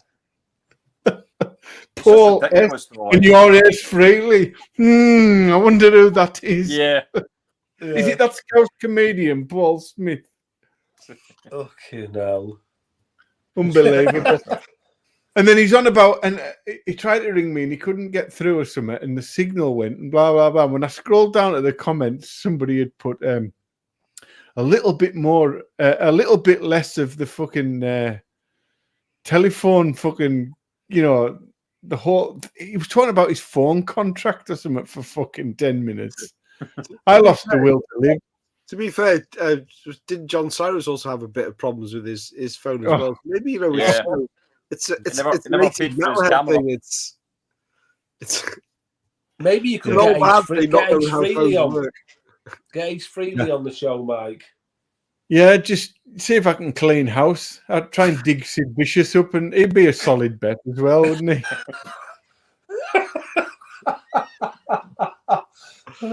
Nice. Okay, now. Who's next? Is it you, Mark? So I go next. Which Striper album are you, Sean? You know me and my Death Doom roots. And if Liam's still watching, I know Liam will approve of this because he's a big fan. Well, this is Temple of Void from 2017. This is their second album, a Detroit-based band. This is out on the Shadow Kingdom Records label. But this is your Death Doom. There he is. There's Liam. This is your Death Doom, but with that modern, with that huge, with that fucking monstrous guitar tone. But what I love about this album, this, like I said, is their second album. I think they just released their fourth album, but this is by far my favourite. It retains all those elements from. You can tell that they're influenced by the UK Death Doom. Seeing the Peaceful 3, you can hear it in there, but like I say, they incorporate the new elements of Death Doom. Real massive guitar tone. Again, you hear me talk about atmosphere on albums, but this is just that all the way through. It's like what Scott was saying before about the black metal thing. This is an album you sit down to and listen to. It takes you on a bit of a journey. It goes from huge riffs to these acoustic breaks, and even his vocals. It's not just all about the growls and the deep guttural vocals. He throws a few sort of curveballs in there every now and again. It's just a fabulous display of modern Death Doom metal, but influenced by the pioneers of the genre, really. And it's filthy, dirty, horrible. I'll have to try that because everyone in the chat is saying that is a great album. And I tried that Summoning the Slayer, which is, I think that's the newest one, isn't it? That's a good album, but this is by far like head and shoulders for me above anything they've done. I'll try that because I didn't nailed it. Like that. I didn't Lords, buy it. Lords of Death, it's called. I give it a listen, and I thought it was all right. That the newest one, you know. It's But good, yeah, it's good. I wasn't like, all right, I'm having it, I'm buying it. I wasn't like that with it, so I didn't bother. But I mean, judging by the chat, everyone sort of looks like they're in agreement with you. I'll give that one a go instead. They've got 4 albums out, and they're all good. But this for me is they just hit it. It's like they found the rhythm. They found what they wanted to do with it, you know. And again, you know, with a band, they've maybe changed it up a little bit over. They've never made two albums the same. To be honest, every album's a little bit different. But for me, this is like them at their best, no doubt about it. Crushing and heavy death doom. That's the one that I've seen the most shown by people. Yeah. I remember when that must have been when it first came out, everyone was showing that and raving about it, saying it was amazing. I've never heard it, but I kind of want to hear it now. Yeah. Good. Check it out, definitely. Yeah. And if Andy says he wants to check it out, my work is done here.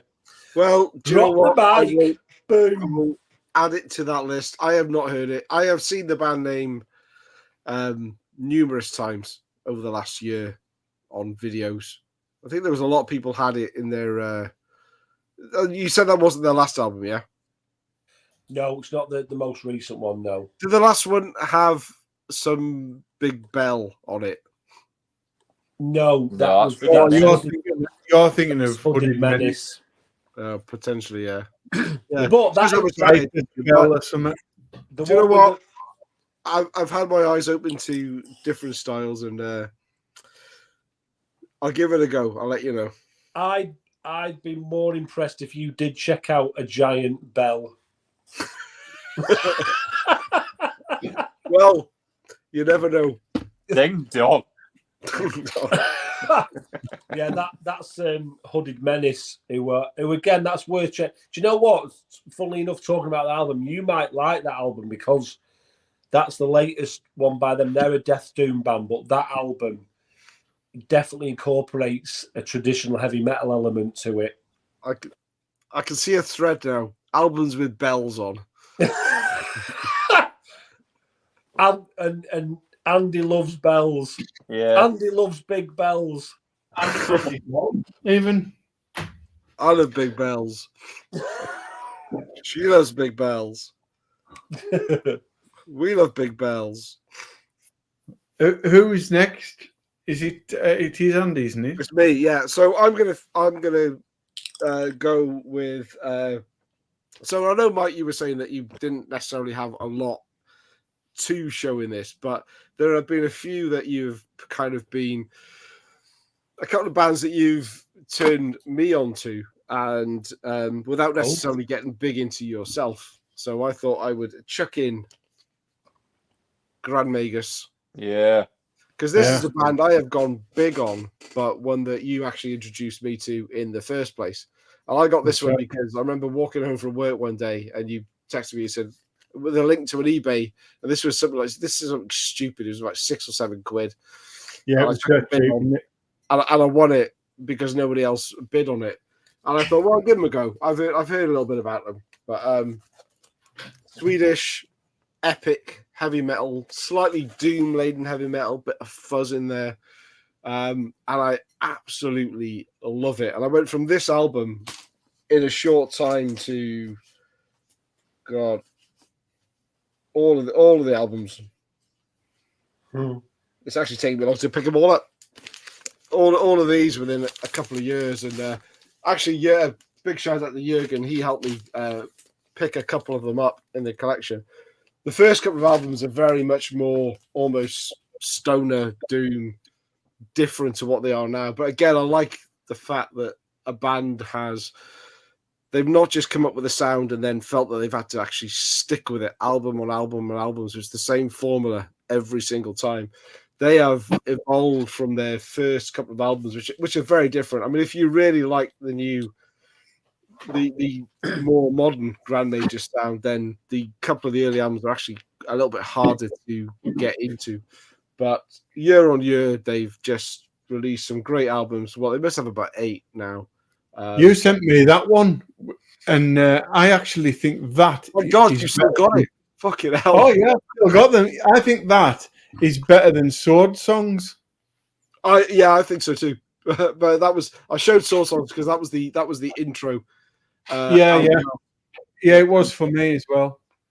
I learned about them because Dominic Dom. What do they call him from Metal Hammer? No.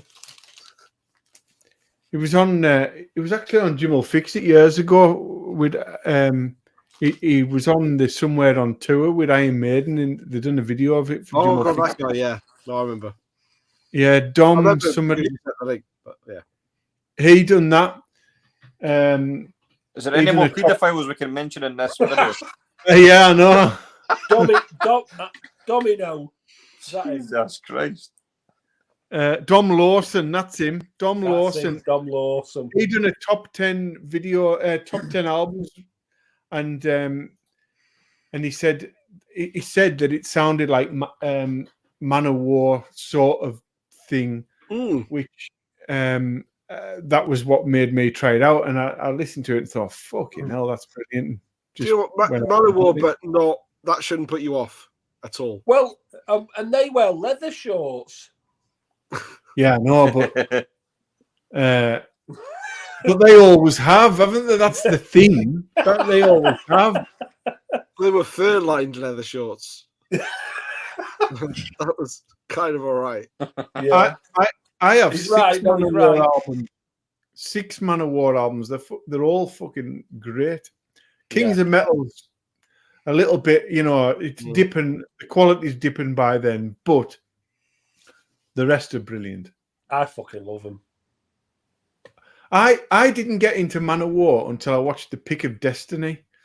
I got into Man-O-War, Meatloaf, and Dio. Honestly, and Dio, because like the lad off The Pick of Destiny, it was all like over the top theatrical bollocks, and I'm like, this is meant to be comedy, this is meant to be ridiculous, but I fucking love what they're doing here. Yeah. And I thought, I wondered if I'm gonna I think I'm gonna try Dio, Man-O-War, and Meatloaf through this, and I ended up loving it. I mean, admittedly, Meatloaf can be condensed to bat out of hell, really. But that's a fucking 10. I'll stand by that all day. Is it amazing how that whole thought process of yours got to me loving Grand Magus? Yeah. The mad thing is, though, I fell in love with Sean. There's right, isn't he? Paedophiles and shorts. Okay, I know. It was Mike that got me into Grand Magus as well. And he was showing one of the albums. I think it might have been Sword Songs. And then I checked out. I forget the name of it. I think the one that Mike's just shown there, like the wintry cover. And they're fucking great. They are absolutely brilliant, And I want that one where the oar strikes the water. I haven't got that album. What's that? There's an album with the first song's called When the Oar Strikes the Water. That's a fucking banging song. Yeah. And I've never heard the rest of the album. I just heard that one song and thought, I need that. But I haven't bought that yet. Well, the early stuff, Andy's right. Andy hasn't bought me that yet. The very early stuff's more stonery and more doomy. Yeah. It's far different at the start. Believe it or not, right? They've got a big following in Whitehaven. There's a lot of lads in Whitehaven have liked Grand Magus long before I mentioned them to Andy. Yeah. They were a name from back in the day. Them lot have liked them from the beginning. I don't even know if they still do. They might have gone off there because they're all into stoner stuff. Well, surely they watch this and they can comment here. I fucking hope not. Great band though. Yeah, really good. Really good. And if you look in the middle of that sword songs, that in the gatefold of that sword songs, that's the world's first selfie stick. That's a medieval selfie stick that he's got. We all know how Andy feels about albums with swords involved. Yeah. Yeah. And There you go. Medieval selfie stick. Get that. With no camera attached to it because they didn't exist in medieval times. That's right. None on eBay. Is that a painting? More of a stick, really. Yeah. Right. It's down to me to talk about something, isn't it? Let me consult my. No, I'm not going to go with that. Right, I'm going to go with this. And I know you lot haven't heard them, but you really should. You really, really should. It's no one. It's no Hero. Oh. Graveyard from Sweden. This is Hisigen Blues from 2012 on Nuclear Blast. I've got all their albums. They've got 1 to 6 albums or so. This is just fucking fantastic sort of. Imagine if you unearthed some 70s rock that you didn't know about, that wasn't Kiss or Rush or anything like that. It was far cooler than all that sort of stuff. That's what these guys sound like. This guy's got a fantastic voice. You should check out a song called No Good, Mr. Holden. I know it's a ridiculous title, but their whole catalogue is just magnificent. They seem to struggle with lineups. They've stopped a few times and started again, and I don't know how things are for them at the moment. They haven't put anything new out for a few years, but they're absolutely immense. It's not metal as such. In fact, it is just hard rock, but it's brilliant. It really is brilliant. A lot of emotion in there.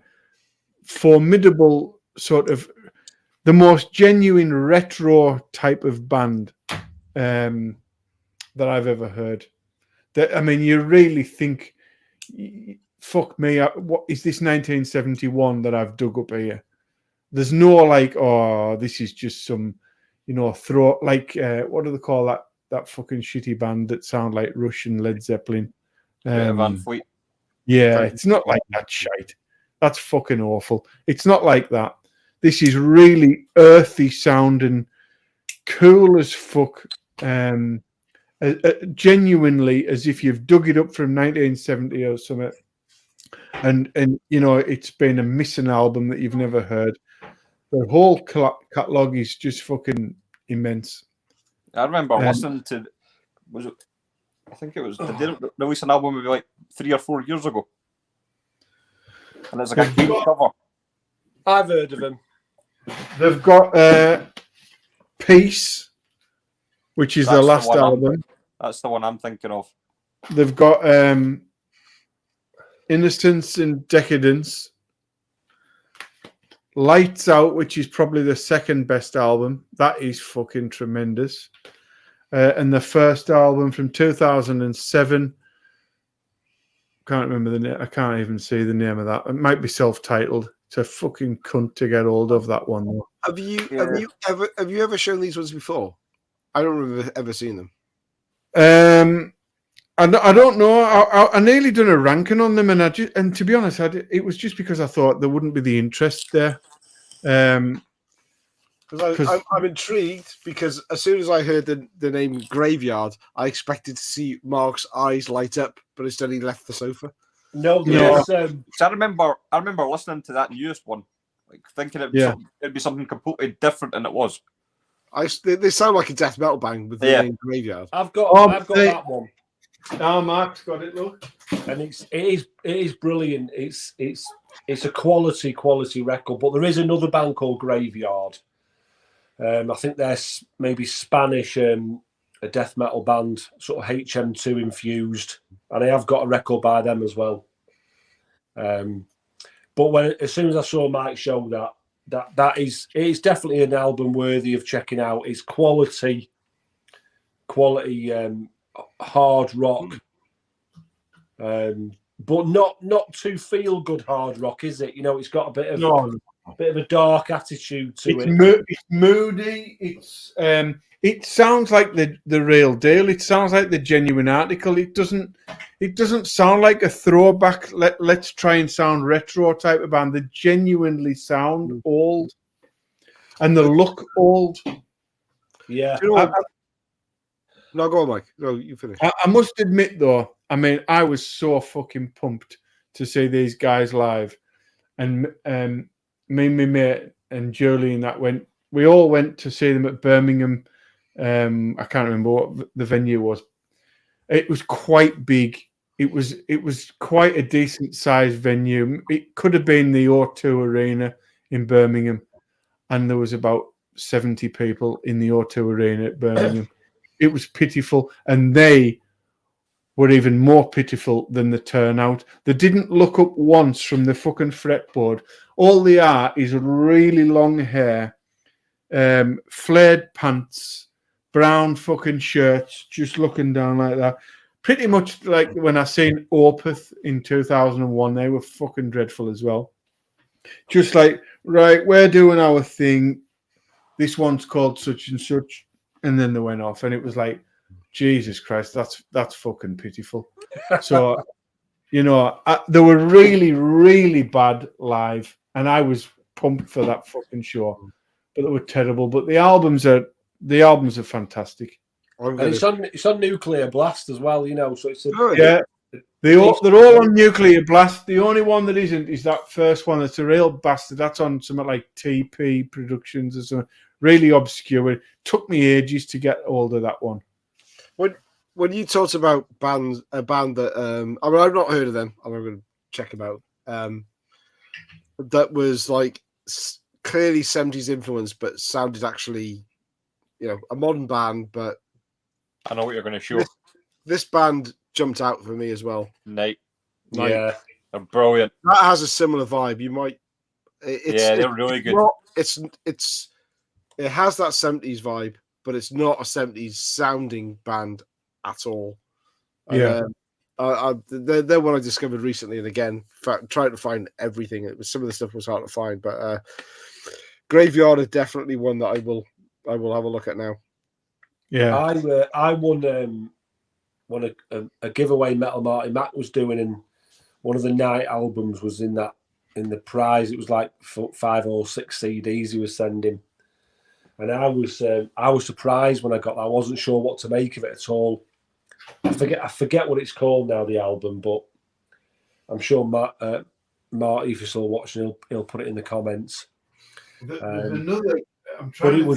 That's like quality 70s infused hard rock, just fabulous. That's really good. I pretty much got them because I think Andy showed them, and then I think they were going really cheap on EMP. So I thought I'm just going to pick up the 2 albums of Night that were on EMP, and they were brilliant. So Graveyard, I'll have to go back to because I didn't know what to make of Graveyard when I listened to them last. Because I thought I was going to get something completely different than what it was. There's a few bands called Graveyard though, so like you say, you've got to be careful. There's a band that I listen to a lot, a Spanish death metal band, nothing like Graveyard from Sweden. There's probably, I bet there's half a dozen bands with that name. It's a metal name, isn't it? You know, Lado's such a fucking great singer. Just, you know, I mean, it really is. It's hard to even say that they're metal because the guitars aren't really, you know, that I don't even think the guitars are that distorted. They're more loud than distorted. You know, like what's that band? That really old band who had more like loud guitars than distorted. They were in the 60s. No. Who? The Beatles.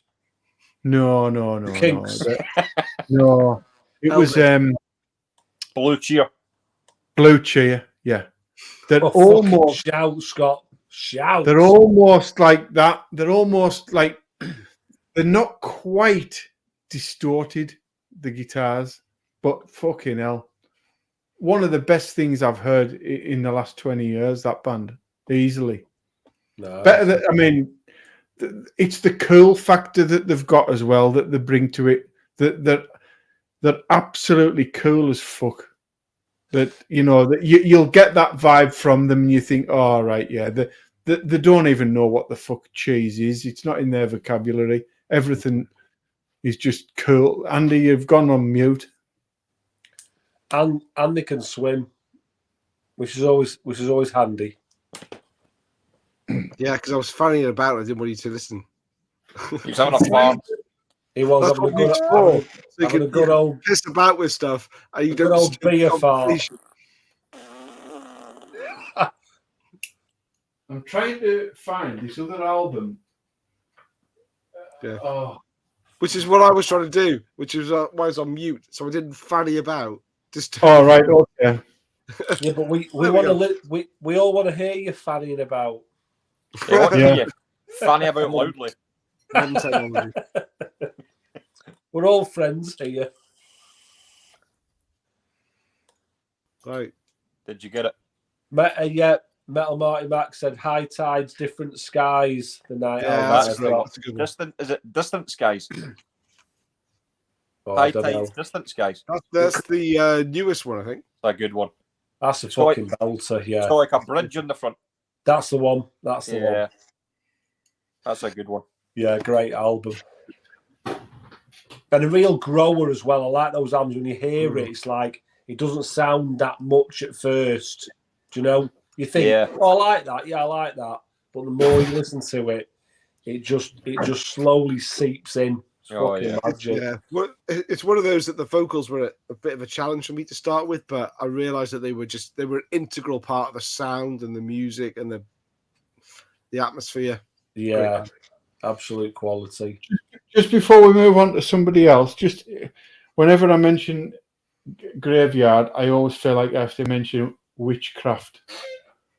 And I've heard, that's I've on heard you talk about them before. they're on Nuclear Blast as well.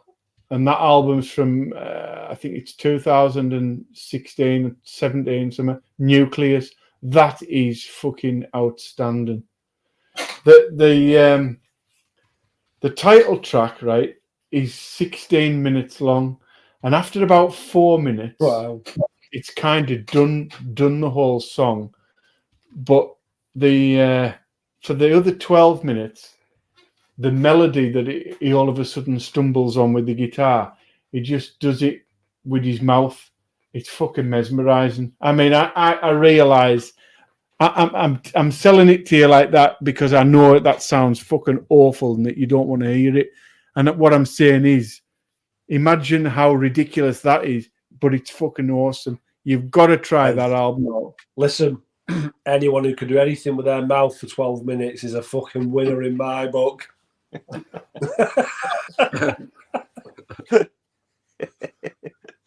Yeah. Going back to copying those games again. Yeah. Are you want the Crash Bandicoot, Mark? Yeah. Yeah. Yes. I've got 12 minutes. Burn that fucker off. So what? I think we've finished the last round now. Do we want to go again, or are we? I'm out. I think Scott's shot his load now, haven't you? Yeah. I'm done. Well, we've gone nearly 4 hours. Yeah. It's fair enough, that, isn't it? Let's give everybody a night off. Thanks everybody for watching anyway, because we've had a good turnout tonight. Yeah. We've been on that long. I've even got onto the whiskey, you know. I know. I thought fucking Mark. Is that Jack or was that Jim you put in it? Yeah, it's Jim Beam. In a Jack out of the glass. That's I nice. know, You, I know. Mark, you disgrace. I know, you know. Right. But Right. thanks to everybody. Thanks for sticking with us and watching. It's great to be back. And just so everyone knows, my rota at work's changed now, so I get 2 weekends off in every month instead of just one. So hopefully, I will be able to commit. Let's not set realistic expectations. Just get their hopes up. No, I'll be able to commit a little bit easier than I was before. So hopefully, it won't be 5 months before we're back on the screens. Yeah, it's been good. But saying that, even us doing one of these live streams every 5 months is usually more prolific than Scott's videos. Yeah. To be fair, yeah, you're all right there. Yeah, this is my main channel now. We have to wait. We have to wait for a new tattoo and an injury before Scott Yeah. comes on. I've got so many stories to tell you. Right. Nice one, guys. Cheers, everybody. Thank you Right, very much. cheers. Thanks, John. Thanks, Marty. Thanks, everyone. Liam. See you later, Thanks, everyone, for lads. tuning in. Take care, guys. See you next time.